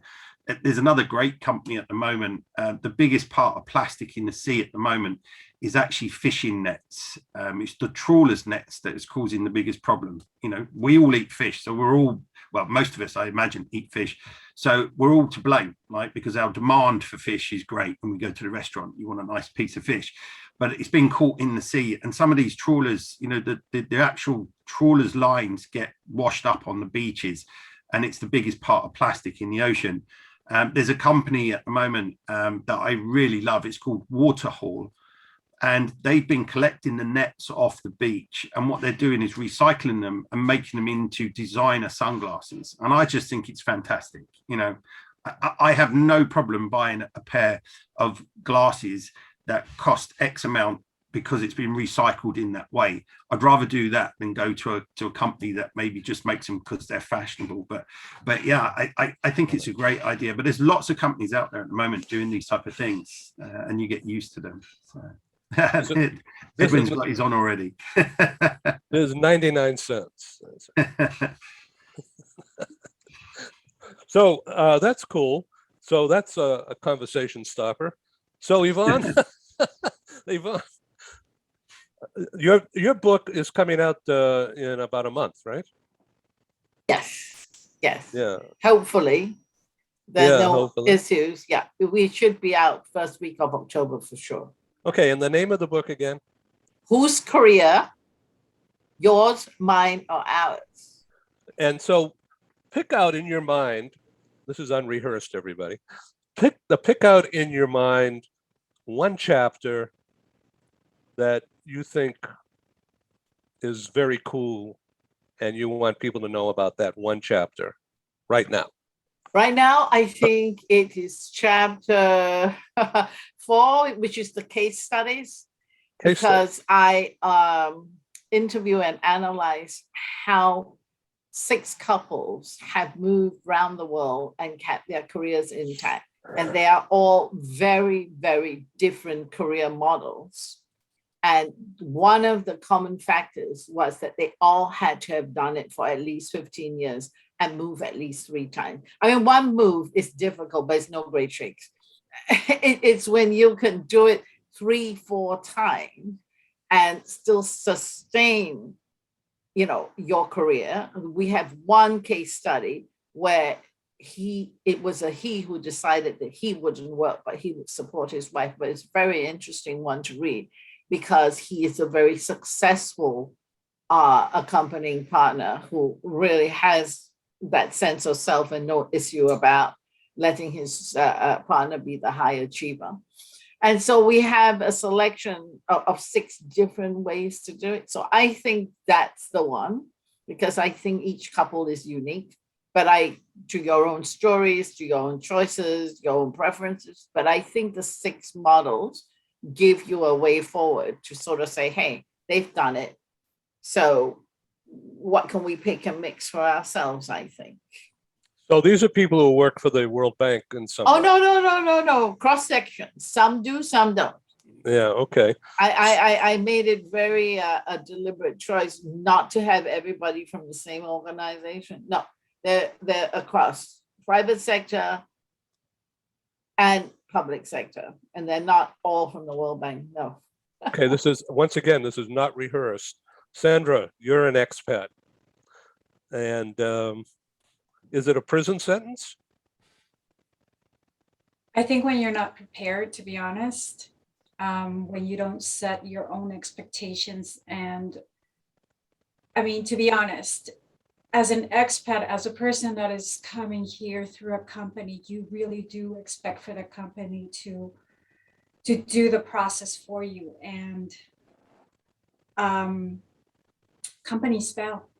Companies fail because you are not an expert. If you've never been an expat, if you've never been involved in global mobility, you do believe everything that they tell you. And when you arrive, it's good because it's like, it doesn't matter, we're going to make this work, and you push and you're in the honeymoon state, like everything, right? There's stages for everything. And when the honeymoon is over, that's when you actually start facing the truth. That's when you're like, but they told me this, and reality hits, reality sits in, and that's where it's not a prison sentence. It's not anything like that. It's when you are not prepared, when you don't have the information, when you don't have the guidance, it's difficult. And that's what is part of people, like all the wonderful people that are out here talking. This is what we do, right? This is what we train people to set expectations, to be prepared, to ask the right questions, and bring the human side of global mobility is so important, to be honest. And that's very difficult for corporations right now. I feel that corporations are trying to push it down, right? To not put it so out there of all the stress, all of what people are going through. And I think that's being dishonest a little bit. Yeah, I love your authenticity, Hazel. It breaks my heart to hear Sandra's experience, and it's not the only one. I think I've been in this industry for, I'm going to say, over 15 years, but I know the reality, and there's some sadness in it, right? Because I've been part of the corporate side, and different companies, there's the company culture, and that drives the decisions on how companies will pick and choose the level of customer service, pick and choose the level of benefits, pick and choose how they make the program. And then that ricochets down to how the vendors do the service. And then somewhere in the middle, you have people like me who manage the program, and you have the team, and we do the human part, and we do the best with what we have, right? And we try over the years to evolve and push as much to evolve and make the human experience as best as possible. And I think HR, I hate the term human resources, because I think that's another topic altogether. I think HR needs to be redone, overhauled. I think that companies are evolving, and I think that the whole concept of what is the priorities and how do we make a positive impact in our employees, I feel passionately about duty of care. So the programs that I've evolved, I focus on Sandra having a better experience and cultivating, thinking through what information they need to know, right? So I think there's a pendulum changing. I think my peers out in the industry and, the partners that I pull along, like all the vendors that we strategically arm in arm, we try our best to kind of give that human element, right? So it breaks my heart to hear that in her experience, right, that there's been those moments, right? I think that's a challenge. And I think it starts with companies coming to the realization that it's not always dollars and cents, and, that it's not always about a budget, and that there needs to be more service and more empathy and more value add in making sure that family and everyone is successful. And so I think that there's a lot of change that needs to happen. Andy, you got a big insight into all of this, European view as head of business development for a very large relo company. Andy. Yeah, I completely agree with you, Hazel. The biggest, I think there's a few things. Firstly, Sandra, you're not alone. We see this a lot. And it is sad. It is sad to see. Hazel, you're definitely right. You're stuck in the middle. You know, you're stuck in the middle. You know what you want, but obviously the business will only pay for certain parts. And I think, Chris, you mentioned it earlier, and, you know, we can offer the services. You know, I work for the AGS group offering relocation and moving services globally, and we can offer you every service that you want, but will the company take it? You know, and, you know, you'll get to maybe, you know, you'll say, okay, the first thing a company says is, okay, what do they need to get out there? Okay, we're going to have to pay their flights, definitely. We're going to have temporary accommodation we're going to have to do, and we're going to have to find them a home. Do we need to move their furniture? Well, yes or no. So you might get a yes or no there. And then all the other services that come after that, which are the really hands-on needed services to make it successful, is a big yes or no game, because companies will say, well, do they need that? Do they need someone to hold their hand when they get there to help them set up a bank account? Will they need to do that? Can they not do that themselves? You know, spousal support. Do they really need that? Yvonne, you'll know this more than anything. You know, and so it's difficult, and it puts, I think it puts the, I would say, global mobility teams in a difficult position, because they would say yes to everything, right? Because they know the benefit it would have for someone like Sandra moving across. The business will still want to do it to a degree, to save money, right? You know, they will still look at the costs, etc. But and then from our side, it's like we will try to do the best we can to look after those assignees and make it as seamless as possible, because that's what we're asked to do. But sometimes we're even capped because we're not allowed to offer those services. We're not even allowed to talk about them services. So the shift needs to come from the top. And I think sometimes what we're doing now, we're talking at CEO level, and then working down to global mobility, because they already know what they want. But I think you need to make the top level of companies understand that if you really want to look after your people, you've got to make it happen the other side. You've got to make them feel that they've had their hand held from start to finish. And I think it's just educating them at the top, right? But it's not a new concept. No. It's not new. Everyone thinks this is all new. It's not. It goes in circles. Every 10 years we talk about the same thing, and so there's got to be a shift at some stage. I think the last 18 months has really woken companies up to really think about the duty of care that they have to their people, and I think that's when you start to dig deep into the company. We get asked we see many tenders globally, and you always get an opportunity to ask questions. And my first question is, what's the reason for going to tender, and what are you trying to achieve? Because if the company doesn't understand what they're trying to achieve, don't bother going to tender, because you're wasting everyone's time, if I'm honest. But that's critical to understand what they're trying to achieve. You know, if it's really to make a difference and find a company that's able to carry out the services and look after their assignees to the best of their ability and make them stay in location, then it will work. If it doesn't, it all falls apart. And we, you know, a failed relocation, you know, if you're out for 6 months and then you want to go home because it's a terrible experience, that's going to cost you 3 times as much as spending the money in the first place to make it work properly in the first place. So yeah, it's a difficult one, but we see companies, yeah, it's not new to hear what we're hearing. It's been around for a long time. Yvonne, would you agree that with more women in senior level positions, the more beauty of care, not duty of care? Well, I mean, you know, again, in my book, in that chapter, there's a lot of research to show that women, pardon me, gentlemen, do make better leaders. They're less risk takers, and they are much more willing to listen and to be open.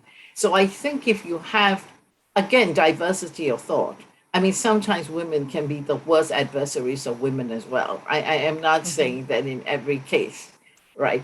So if you have a voice at the top, diverse voices, I think, you know, you will be able to have a better outcomes. But I was just thinking about the care code that I suggested in my book. And it is, and I suggested in the book for both the couple and for HR, which is CARE, which is clarify, assess, refocus, and explore. And there are steps to go with it. So I think if you clarify in any difficult conversation, if you have a steering tool, I think it helps it not to get out of hand and for people to get angry, especially with couples. You can quickly descend into you always, oh, I never. But if you keep to, okay, what's really important to us in this relocation? What matters to you? What matters to me? How does it work? And if both parties use this framework, you can, as Andrew says, the companies can come and say, hey, Ed, you're moving. What really matters to you? And if you thought about it, you can go 1, 2, 3. And so if you have a lump sum payment, you can pick your benefits. Then lump sum becomes very easy if you're very clear. Lump sum becomes terrible when you don't know. Because then you look at all these 10 things that you can get, and then, you're like in a candy shop. Shall I have the red one, the pink one, the whatever? And then you assess, and if I were HR, I would say, okay, what does it matter to you, Ed? What's so important? And you tell me, and I will assess and say with clarity, yes, I can do this, or no, I can't. Where do we need to realign and refocus? And then let's explore what we can do. I think it can be productive. Sandra, I like to believe it can. And my next step is to do qualitative research to see whether this model stands out. Sandra, what do you think? So, I use it with my husband, poor man. So we're stuck on clarify what matters, because actually in one of these conversations, I realized this, is that what matters to us is the same, but not our order of priority. And that was really quite opening, because you see, we assume that, we basically agree. Well, yes, we do, and yes, we don't. I'll leave you with that. Sandra. So, piggyback a little bit of what Andrew and Yvonne are saying is that I agree. Like, it seems that Hazel and I have a little bit of thing about human resources. I think human resources has a lot to fix, and I agree. She's like, oh my God. The thing is, I've been in global mobility for 20 years. And then being on this side as a expat, there was this thing that, it broke my heart to say, I knew this was going to happen, because the dishonesty that I'm talking about is the fact that right now we are in a pandemic. So add the pandemic issues, add the conflicts of moving, add the issues of the family, add all of this pressure. So companies right now are doing their best into keeping a lot of the benefits right now to themselves, because there's so much right now that needs to be fixed. And I think they're missing that step. Going back to the call that I was talking about earlier, I think companies are really missing that spot to say, how can we help people? Because in this call, this person, the person was saying, well, I don't have time. And I'm like, well, you and I are on the phone right now. What do you mean you don't have time? Hang up the phone, call your person, and find out what's going on with that person. That's your job as a leader. That's what you need to do so that you can reach out to those people and help them out. Because I wish that Global Mobility would have picked up the phone and said, how are you doing? Are you managing? How can I help you? That would have been so much for me. But instead, you get all this radio silence and you're reaching out and you're trying to figure out things. Now, don't get me wrong. The role as an expat is for you to figure out a lot of things also, right? It's no different. But I think that global mobility, if we were to bring out the human side of that, of what we can do and what we should do, we can do so much for expats. We could bring people together and we could bring the organization together and we can do, repetitive, but yes, we could do so much. So that's my take on this. Yeah. No, and I think my advice, Sandra, is I think employees, if you are interested in ever doing an assignment, or that's if you're more flexible and you want to be mobile, I think that when you're looking at a company, or you're looking to your next role or your next company, you need to look at the company's culture and MO. Don't just look at what they're saying, but look at their actions. Do some digging, because how their HR function operates versus the rest of the company. Look at how their integrity. Just don't look at their flashiness. Just don't. You really got to be savvy, because it's one thing to have their standard set of benefits, their standard set of branding, but it's how they behave that will be indicative of them being supportive on some of these benefits, and how they're going to support mobility, or how much they're going to give in supporting you throughout the assignment life cycle. I think employees need to be a little bit more savvy before they embark on an assignment journey, and ask a lot of questions, so they could be more informed up front before they sign up. Because I think that information is key, being transparent up front is key, because it is a big leap of faith. You are entrusting, and I've been at all the companies I've either helped, been a part of a project in consulting, or been the mobility manager. I push duty of care. I remind everyone that it is a village, and people are entrusting you with their life, their family, their career. And so it is important to, whether you're a team of 1, a team of 3, or a team of 100, to do the best you can to empower the person to be informed. And so I think it behooves anyone that if you are considering on either working for a company or going on assignment within your company, ask a lot of questions, dig deep. What they say on their structured benefits and their branding of who they are may not align with how they're really going to be from an integrity perspective on their execution. So do your homework. So thank you.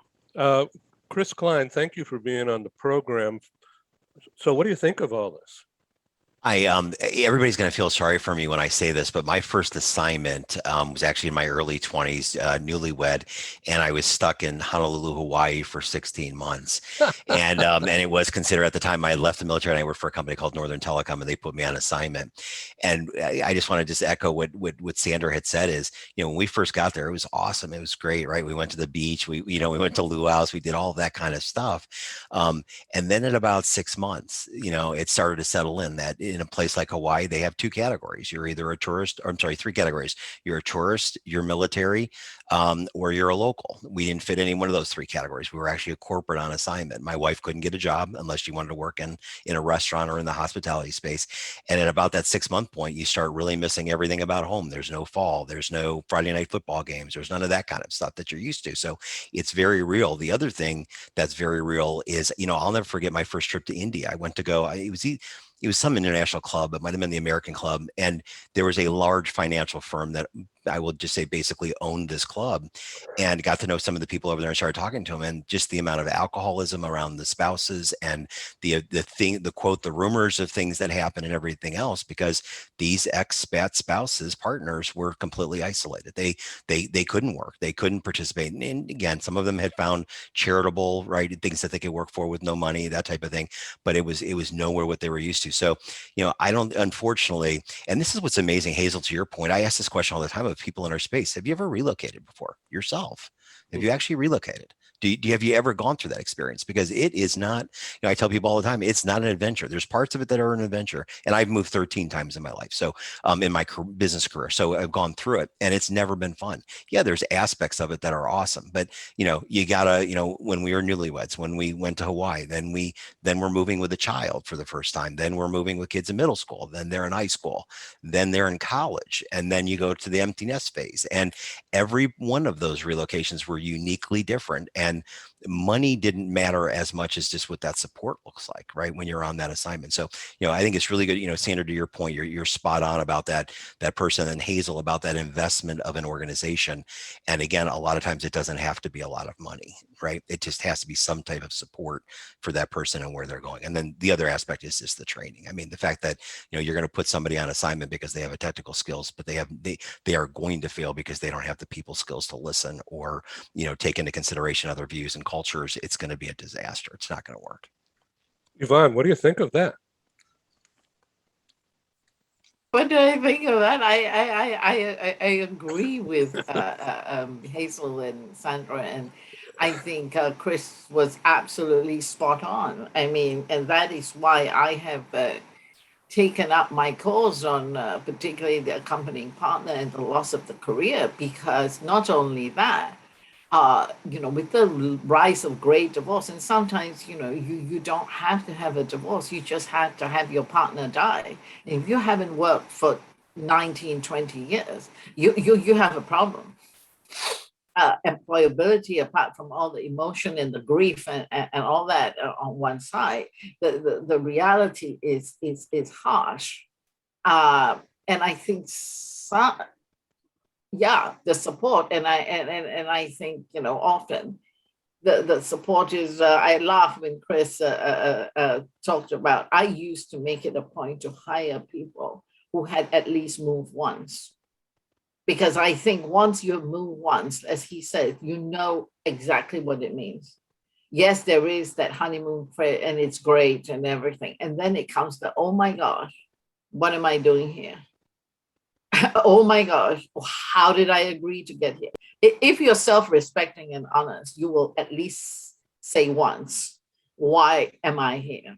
I mean, it's part of the adaptation process. And I think getting the right support, but I would actually put it back in the court of the individual and say, ask for it, understand your situation and what matters to you, and ask for it. And if you have to, I would go and get the help myself. I think one of the times, I find with different people is the first question they ask me is the company paying? And I'm thinking, is the company paying? That's the wrong question. The question, with school fees, the first thing they go, is the company paying? And I'm thinking, no. The first question should be, what is the best fit education my child should get? Not, is the company paying? And immediately you can see, if they pay, we'll go private. If they don't, then we have a problem. We need to think of something. You need to think about your child. What does your child need? And some kids do very well in a public setting. They don't need to go to an international school, right? So I think it's asking the right question. And I think it's knowing the support. And of course, some people don't give good support. I mean, that's true too, but we can't fix everything. So when I look at it, I think, what can I fix? I can fix me. All the other things are all moving around. I can at least learn to understand what I need, and I can learn to ask for it in a nice way. I mean, not belligerent, but to ask for it. And then I see what the answer is, and then I navigate from there. But I think there's no substitute, as Hazel was saying too, for, I think, doing your homework. And I think company culture is so important. So that's for the employee, what are you getting into? What are the things that company celebrates? And what do the leaders actually, how do they behave? Not what they talk. Most of them talk, they talk good. Is do they walk the talk? That's where the rubber hits the road, okay? And I think that piece, And the other piece is that I think it has to be a decision that's co-owned about going. Not anywhere suits everyone. You know, what suits Andrew may not suit me. I mean, just look, he's swimming the channel. I couldn't do it even if I tried. You know, but anyway, for what it's worth, I do think that you need to know what you want, and I think there are varying levels of support, and I would choose very carefully who I work for. I think, especially if I'm taking my whole family with me, I would be really careful who I work for. Rob Pianka, you've been quiet too long. So yeah, thinking a lot. A lot's being said that's very, very interesting. It put me on the, you know, I was relocated about 12 times during my childhood. And I'm one of the last generation of Department of Defense or State Department kids, Army brats or, you know, Diplo brats, who were sent over without any soft skill training and returned to the state without any soft skill training. And it's really marked, you know, who I am. And I have a 30-year-old, my kids are starting their 30s. And I look at their attitude about work and about companies. And the thing that is just listening to everybody and Andrew and Trent talking about what goes around comes around, and Hazel, you about talking about vulnerability. And the word, Trent used the word, and I wish he was still here, but Trent used the word Pollyannish and then backed off this point. And I'm militantly Pollyannish. I really think that adults today were raised in an era where countries and people could get away with win-lose strategies. You know, collateral damage, you didn't have to see it on TV. Your wealth didn't cause anybody else's poverty. Your pollution didn't poison anybody else's river. And that's gone. There's one circular, you know, round border that we're all sitting inside of, and everybody's, you know, misbehavior is everybody's, you know, problem. And if you don't have a win-win view of the world, you know, you have a lose-lose view. Your win-lose view is going to be a lose-lose outcome. The only, you know, a Hail Mary pass forward we have in the global world as it is right now is a win-win. And kids look at employment in companies and say, I'm sorry, all right? That's not going to address the fact that I think that due to climate change, I'm not going to have a future. And it's, for us, it's Pollyannish. I even have a difficulty saying that. But if you talk to my son, he's deadly serious on the facts and on the science. And his calculation about what, you know, what company values and the congruence with their behavior has to be in order to get him to put his, you know, years into it. It very much colored about whether or not his work will contribute to the win-win. The one thing, the one shot that we have, you know, in football, American football, you have a Hail Mary. You're down by, you know, 6 points. It's the last 2 seconds of the game. The other team is beating you. You just throw the ball as far as you can and hope one of your guys catches it, right? And then you win the game in the last 2 seconds. My son's generation look at the point in time that we're sitting in as a Hail Mary moment, right? And if you look at how we just, as a species, reacted to a collective threat on the viral level, you know, starting to come around to his way of thinking. I mean, that was a pretty bad performance on the part of everybody, publics, politicians, pharmaceutical companies, you name it. Now, who didn't flub this ball?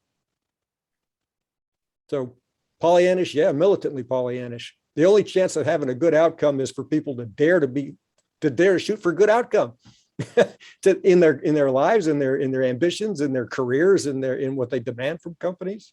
You know, it's not going to be built on anything but the fact that we want it to turn out well. Does that make any sense? Bless you for doing that. Thank you. Sandra?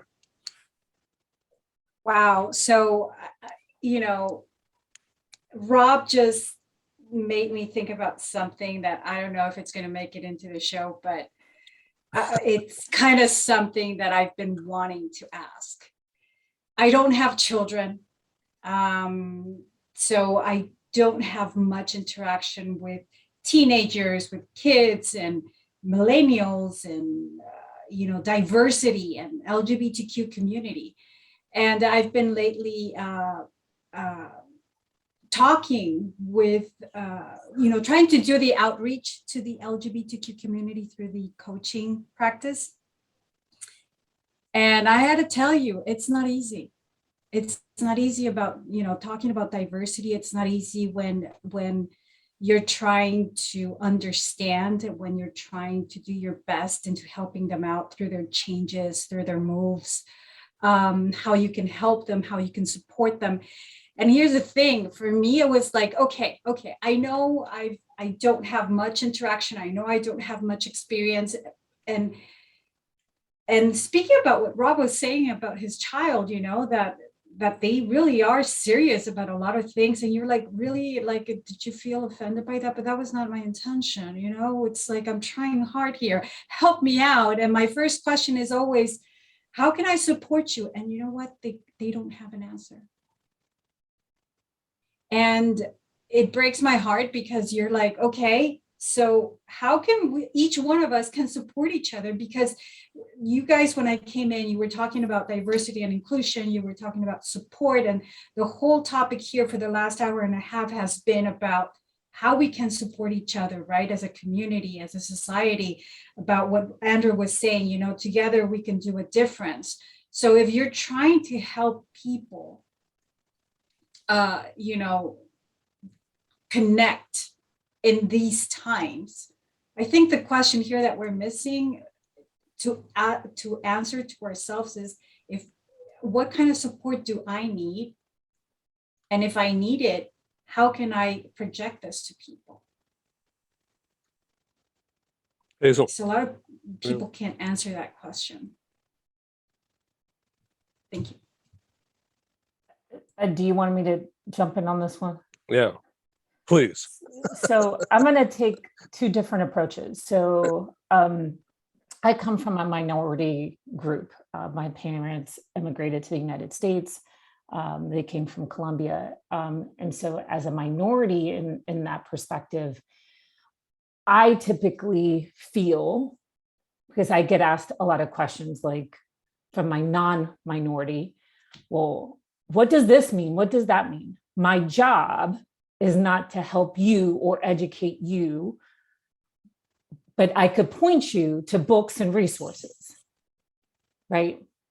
So just because as a leader, I partner with a lot of different areas, I do not go to payroll and expect the payroll leader to educate me on payroll, but I will become resourceful and seek out resources on payroll to educate myself on payroll.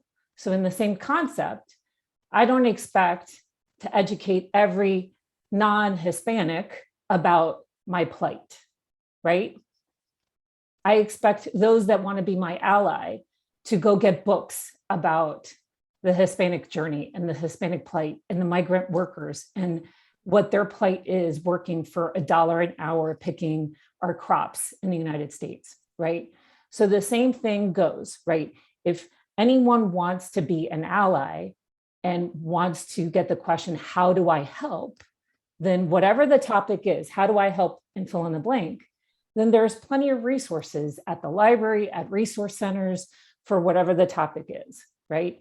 So as a mobility leader, if I want to partner with diversity inclusion leaders or payroll or you fill in the blank, I don't put that assignment or burden on that person.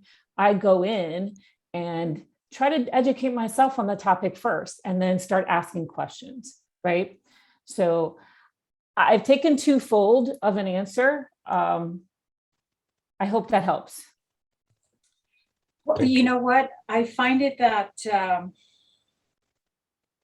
so, you do educate yourself and you do read and you do watch and you're heartbroken, right? Of all the situation that's going on. But I don't think that you have the experience when you're trying to give coaching, right? It's not the same. Yeah. Than to just say, hey, how does it feel to be, this Correct. and that. It's not the same. You really want to understand how you can guide them in the Correct. process. That's what I was referring to, not so much like, how does it feel to be part of the LGBTQ community? That's No, and I think you have to find other coaches that are LGBT or are Yes. in that blank. So like whether That's what I heard. You know what I mean? So Yep. you have to find peers of that blank. So whether it's LBGT or whatever, I'm in the process of finding peers that actually have managed relos with disabilities, or just you find that blank, right? And then you find that within your field and get their advice. How did you deal with this situation, right? I think it just adds to your arsenal of tool belts and skills, right? Yeah, well, I don't know, Andrew, what do you think? Because for me, Well, it's I also think there's another way to approach it. I think the first thing you say is, look, I'm not an expert on this area, right? Open up, tell them straight away. Be vulnerable. I'm not an expert in this area, but how can I help? Explain to me what it is you're doing, what you feel, and how you are. I will then help you to find that solution, if you like. That even solution is probably even the wrong word. I will help you and assist you wherever I can to get you where you want to be. But you first have to tell me what it is you're going through and what is it like, because I don't understand, right? And I think sometimes, by doing that, they know straight from the start you haven't got the advice they need. They know that from the start. But what they do, you gain their trust. So once you gain their trust, you can then say, okay, look, you're not on your own here. Let's do this together. Let's go and research. Let's go and find. I will find you someone who does know exactly what you're looking for. But first, you've got to tell me what it is, because until I know, I'm telling you now, I can't give you advice on this, but doesn't mean I'm not going to help you. And I think sometimes if you take that approach, it's a much better approach. And it's, it's like what I do, take all that away. It's like what I do. I work in a sales role, right? I go in and I sell products that the company use. Can I physically do those products? No, of course I can't, right? Would I expect the person I'm talking to think that I know how to do that? I'm a salesperson, right? So I would then say, well, look, I don't do this, but let me bring one of the team, one of the operational people in to show you how it's done.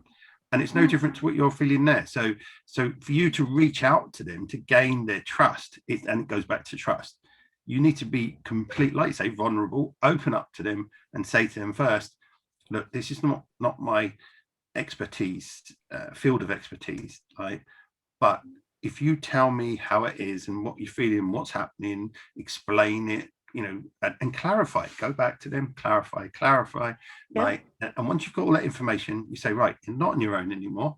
I'm going to help you and we'll find the right person for you. We'll figure it out together. Yeah. And what'll happen is you'll have the same questions they've got, and they would love it that you're actually coming up with some of the between you're coming up with the answers, not realizing it. Right. So that's personally how I would approach that kind of area myself. And if you find another coach that is in that field, and then you have those questions together, then you're both learning and they feel like they have an equal ally and not being abandoned. And then what will happen the next time they talk to someone going through the same problems, they'll go, well, no, talk to Sandra, even though you're not the expert. And they have a friend, they have an ally, they have a supporter. Yeah, Thank you. That's how I think it could work. Carlton's in the background taking notes. Carlton, do you want to jump in and say anything? Let me know, because we're about to close. So I'm really honored to be able to have the connections to have people come to the program and open up, be vulnerable, just as Philip Berry and Stephen Howard and you guys have said. And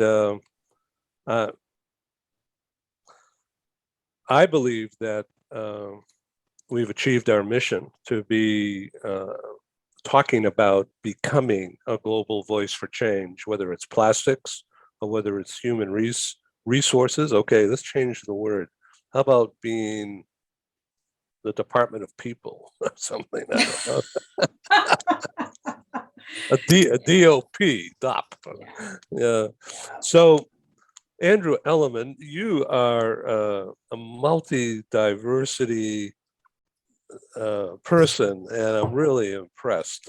I don't mean to embarrass you, but we get to know each other at a long distance after going back a few years in person. So, one of our pet slogans in marketing, I've been in PR since I was 15. So in I live marketing. So the pet slogans is you enter our meeting room as strangers, but leave as friends. And I think that worked today. Yeah, definitely. Well, thank you for having us on the show. I mean, these are always great shows as well, and the people you have on them. Like, it's got a chill too. but not like a chill of you being in 50-degree water. I felt warm and fuzzy. Thank you for that. Ed. That was very touching. That was wonderful. But Sandro, you said you're an introvert. I've never known that.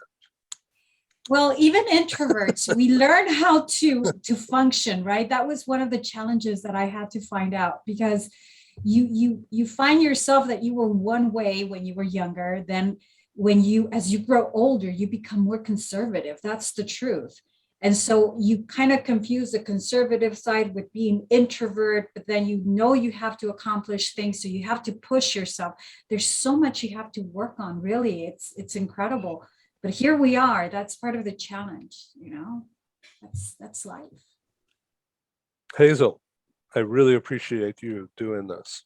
Well, I've enjoyed all of you. Like, this has been such a lovely, wonderful, just group of folks, and I've enjoyed participating and connecting.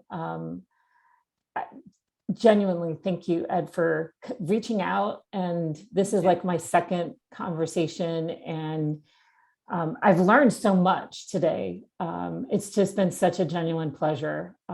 Thank you so much. I really appreciate it. I'm really honored to be able to do this. So this has been Global Voice for Change, or becoming a Global Voice for Change. My plan is to do one of these a month. Welcome you guys back. We're going to try to get other people involved too. And we'll see what happens. So it'll be a few days before this thing is ready for public viewing. And then we're going to promote it heavily across 12 months. Along with the other series that we're working on. We've produced almost 200 programs since we started, and I've begun to organize the programs into categories, because it's really getting a little overwhelming searching for stuff, and I'm not a tech. So I know that someday I'm going to have to spend the money and get an app together so that people can search the library of resources here. And we're probably going to have to revert to a membership organization so we can pay for it all. but right now we're doing it the old-fashioned way, and just doing it and liking it and making it work. And so do your Patreon. What's that? Do the Patreon. Everybody right now is on that thing. It's popular, and you get to say that you're paying for coffee. That's your contribution. That's people's contribution to your show. Well, that's a nice idea. Actually, we've come up with something very similar to that, but just not now, but yesterday, the beginning to roll it out. And I don't know whether you watch the public broadcast in the U.S. public broadcasting TV. Got no opportunity through here. Yeah. So anyway, they have a program like Rick Steves, the travel guy, or the psychologist, or the Crown, historical kind of big shows, and they have members. They sell memberships. All right, and if you spend $10 a month or you spend $1,000 a month, they give you what's called thank you gifts. Because it's all a write-off. in the US. It's tax deductible. And so they give you certain gifts depending upon the level of contribution. So I've decided that I'm going to follow that model and setting up what I'm going to be calling the Global Press Club. All right. And more about that later. But I thank you. Thank you. When do You're you welcome. swim, Andy? When do you swim? Yeah, I was 11 curious. days, 11 days time. Wow. I know, it's very close. Very Well, close. good luck. Are you Yes, saying? good are you, luck. do you say your prayers every night? So. Yeah, well, I'll be doing them while I'm actually swimming. It's going to take me about 20 hours to swim it. So it's the toughest thing I've ever done. My window opens in 11 days, so I've got a window from the 13th to the 19th, and I've got to wait for the Coast Guard to say it's okay to swim because the sea's pretty rough at the moment. And yeah, well, all these hurricanes are out there in the Atlantic. That's the thing. I'm hoping we're supposed to get a heat wave. I mean, this is the UK, so I doubt it'll be a heat wave, but we're supposed to get a heat wave in 2 weeks' time, which could fall just nicely for me, which would mean the sea would go calm. But at the moment, it's rough. I got properly battered last weekend in the sea. It was slapping me in the face. It was. Andrew, are you posting updates about this somewhere? Like on, So are you doing on my LinkedIn? There's I put updates on LinkedIn, but also I'm on Instagram under Stranger Expeditions as well, because I've got an expedition company as well, which is a totally different story for another day. Well, I know some of us, we have multiple hats. Like, Yeah. I get it. But I'm on Instagram as well, where I post a lot of things as well, what's happening. There's a lot about the charities as well. So I've got 2 charities I'm supporting. One is Community Action Nepal, because I was, like Ed said, I've climbed Everest twice. I've got a world record for the highest dinner party in the world. I was in the worst earthquake Nepal has ever seen whilst climbing to the summit of Everest. So so I've been caught up in all of that, and I've been raising money to build hospital outposts in the mountains for the mountain people of Nepal. And then my other charity is Keach Hospice Care. Unfortunately, in 2018, when I broke the world record for the highest dinner party, we came back, and unfortunately, my mum got cancer. So her last 3 weeks was in Keach Hospice Care. And actually, it was there that I had this conversation with my mum, and I said, I was 48 at the time, and I said, Mum, I'm thinking of taking on a new challenge. And she was like, please, no more mountains. And I was like, no, don't worry, Mum. I said, I'm thinking about learning to swim the English Channel. And she just shook her head in disbelief. And then she said, go for it, son, life too short. And 3 days later, she passed away. And so that's when I announced to everyone, I'm going to swim the Channel. So that's where my fear came from about the water. And since then, it's been a huge journey, 3 years of this journey. And who could have thrown a pandemic in the middle of it? I mean, it was, so it's been an incredible journey, but I'm updating on LinkedIn a lot. So I'm going to share with you real quick. Like a lot of people tell me, like, Hazel, you don't show fear. You don't have fear. I had cancer. I've survived stage 4 cancer. And, my answer is I have fear all the time. I'm scared all the time. And the thing is that I'm willing to be vulnerable and be wrong. I'm willing to be okay and take a chance because I've already faced the worst, right? Like the worst in life is dying, right? So just live, right? Yeah. And vulnerability is part of that. So it's not fear. It's just you're not willing to be vulnerable. Yeah. You're not willing to you're not okay with vulnerability, right? And so I guess I'm okay with being vulnerable and feeling it, right? Because the opposite of fear is, right? And being okay with those polars. So I commend you with being okay with that unknown and stepping in it, right? And being vulnerable, because being in that water is vulnerability. But again, it teaches you so much about yourself. And this is what I'm hoping to write a book on fear when I finish, and what does it truly mean, and go into the depths of like how people feel, you know. And I'm interviewing different people. Actually, Yvonne's going to actually help me write the book. Oh, that you very saw nice. earlier. We've been friends for many years, and but it's there's more to it. There's so much more to it, and I think you know, we build in a mechanism in our brain somehow to stop fear. Fear is just a stop area, right? But if you can step over that, you know, we're not born with fear. When you see a child born, you know, they'll go and climb a tree, and then we say don't climb it, right? And we build that fear into them that it's dangerous, right? If we never told them that, they'll be swinging from trees. Yeah. Right.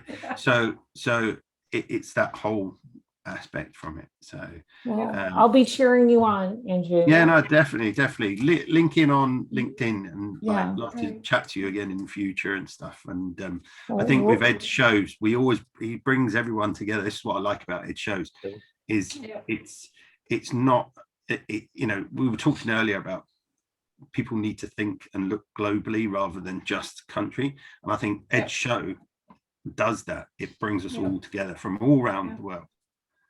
And I do Can have I say- oh, go ahead, Sandra.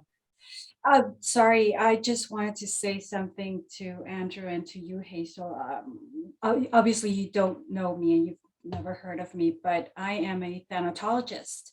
And as a thanatologist, we manage life and death, and we go through the process with the person when they hear the bad news, the process of going through the moment, the event, and then the after and all that kind of stuff.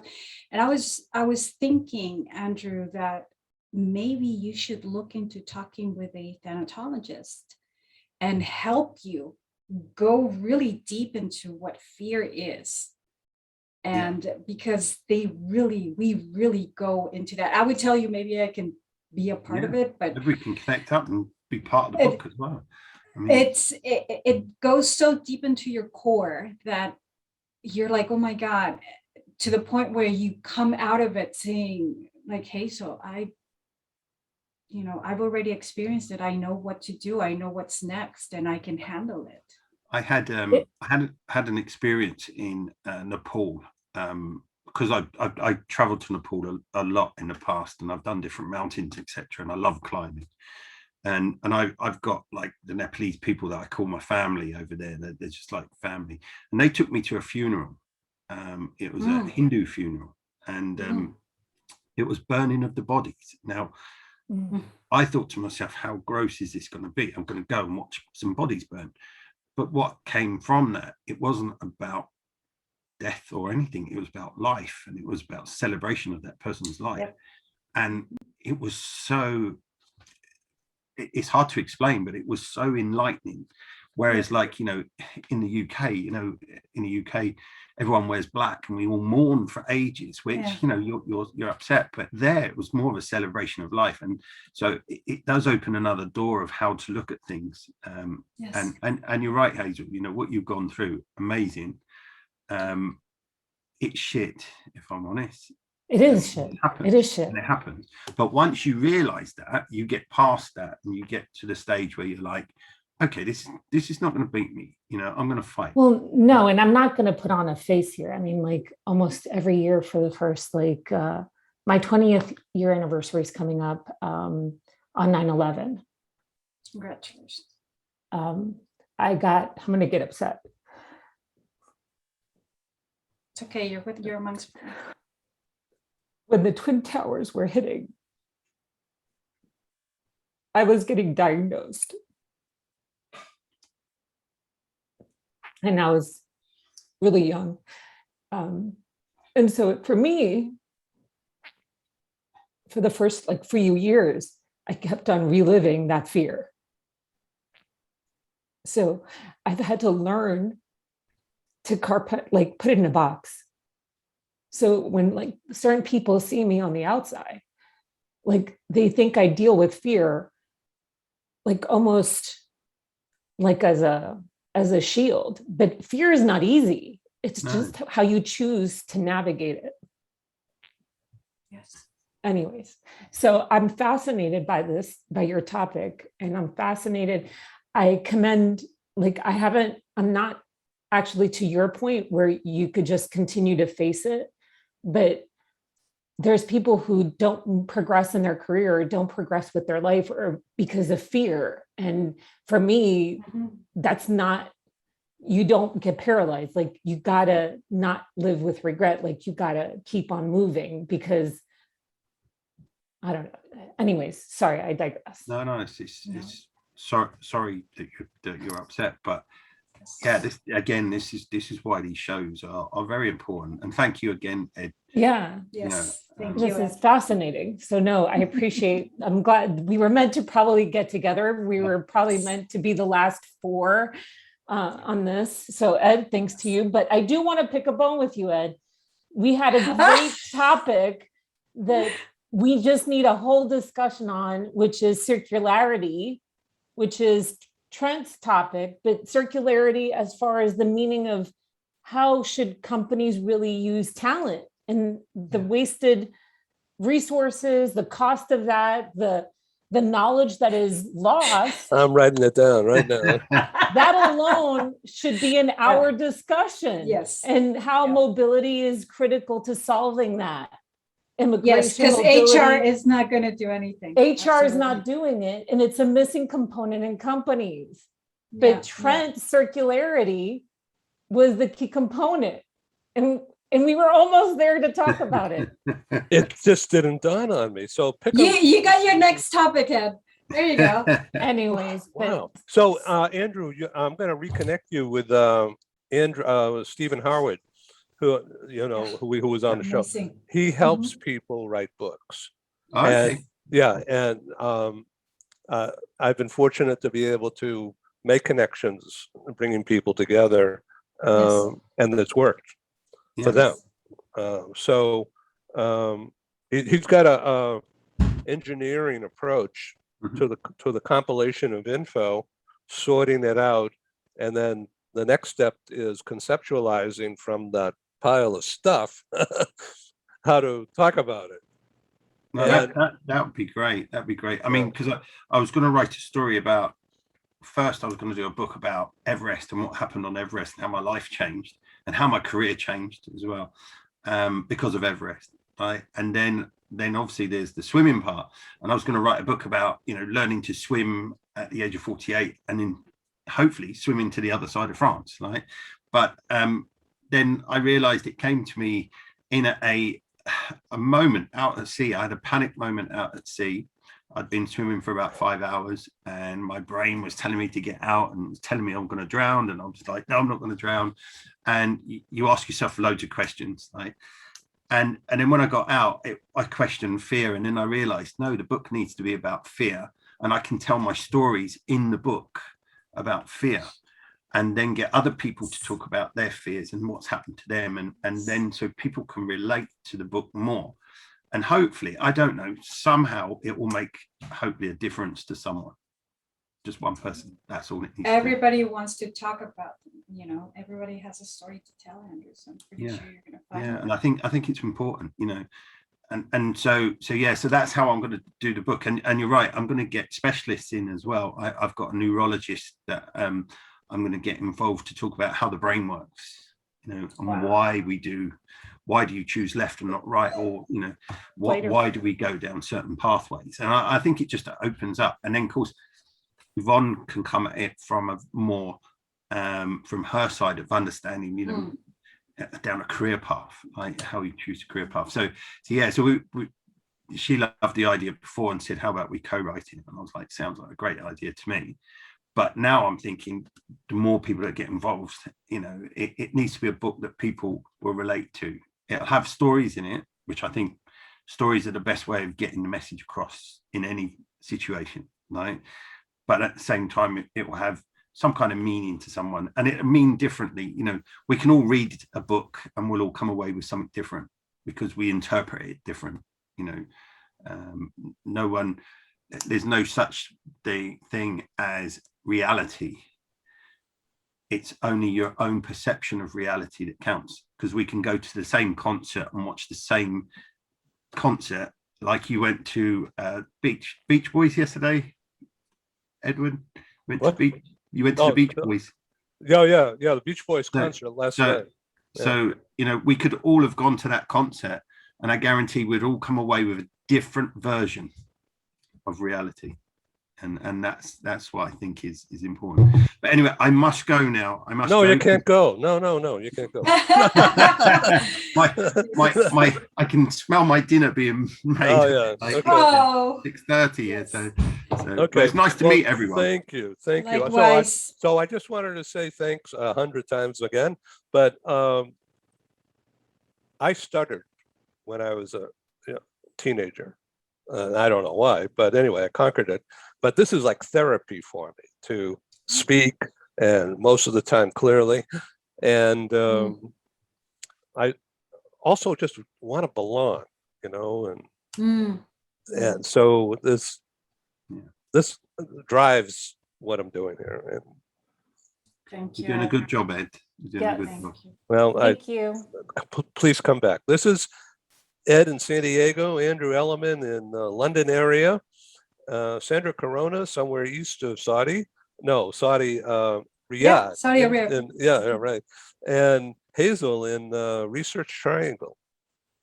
Yeah. Thank you. Thank you. Global Bye, TV. everybody. Good night. Good night. Thank you for joining us in the meeting room at Global TV Talk Show. Have a wonderful day and stay safe.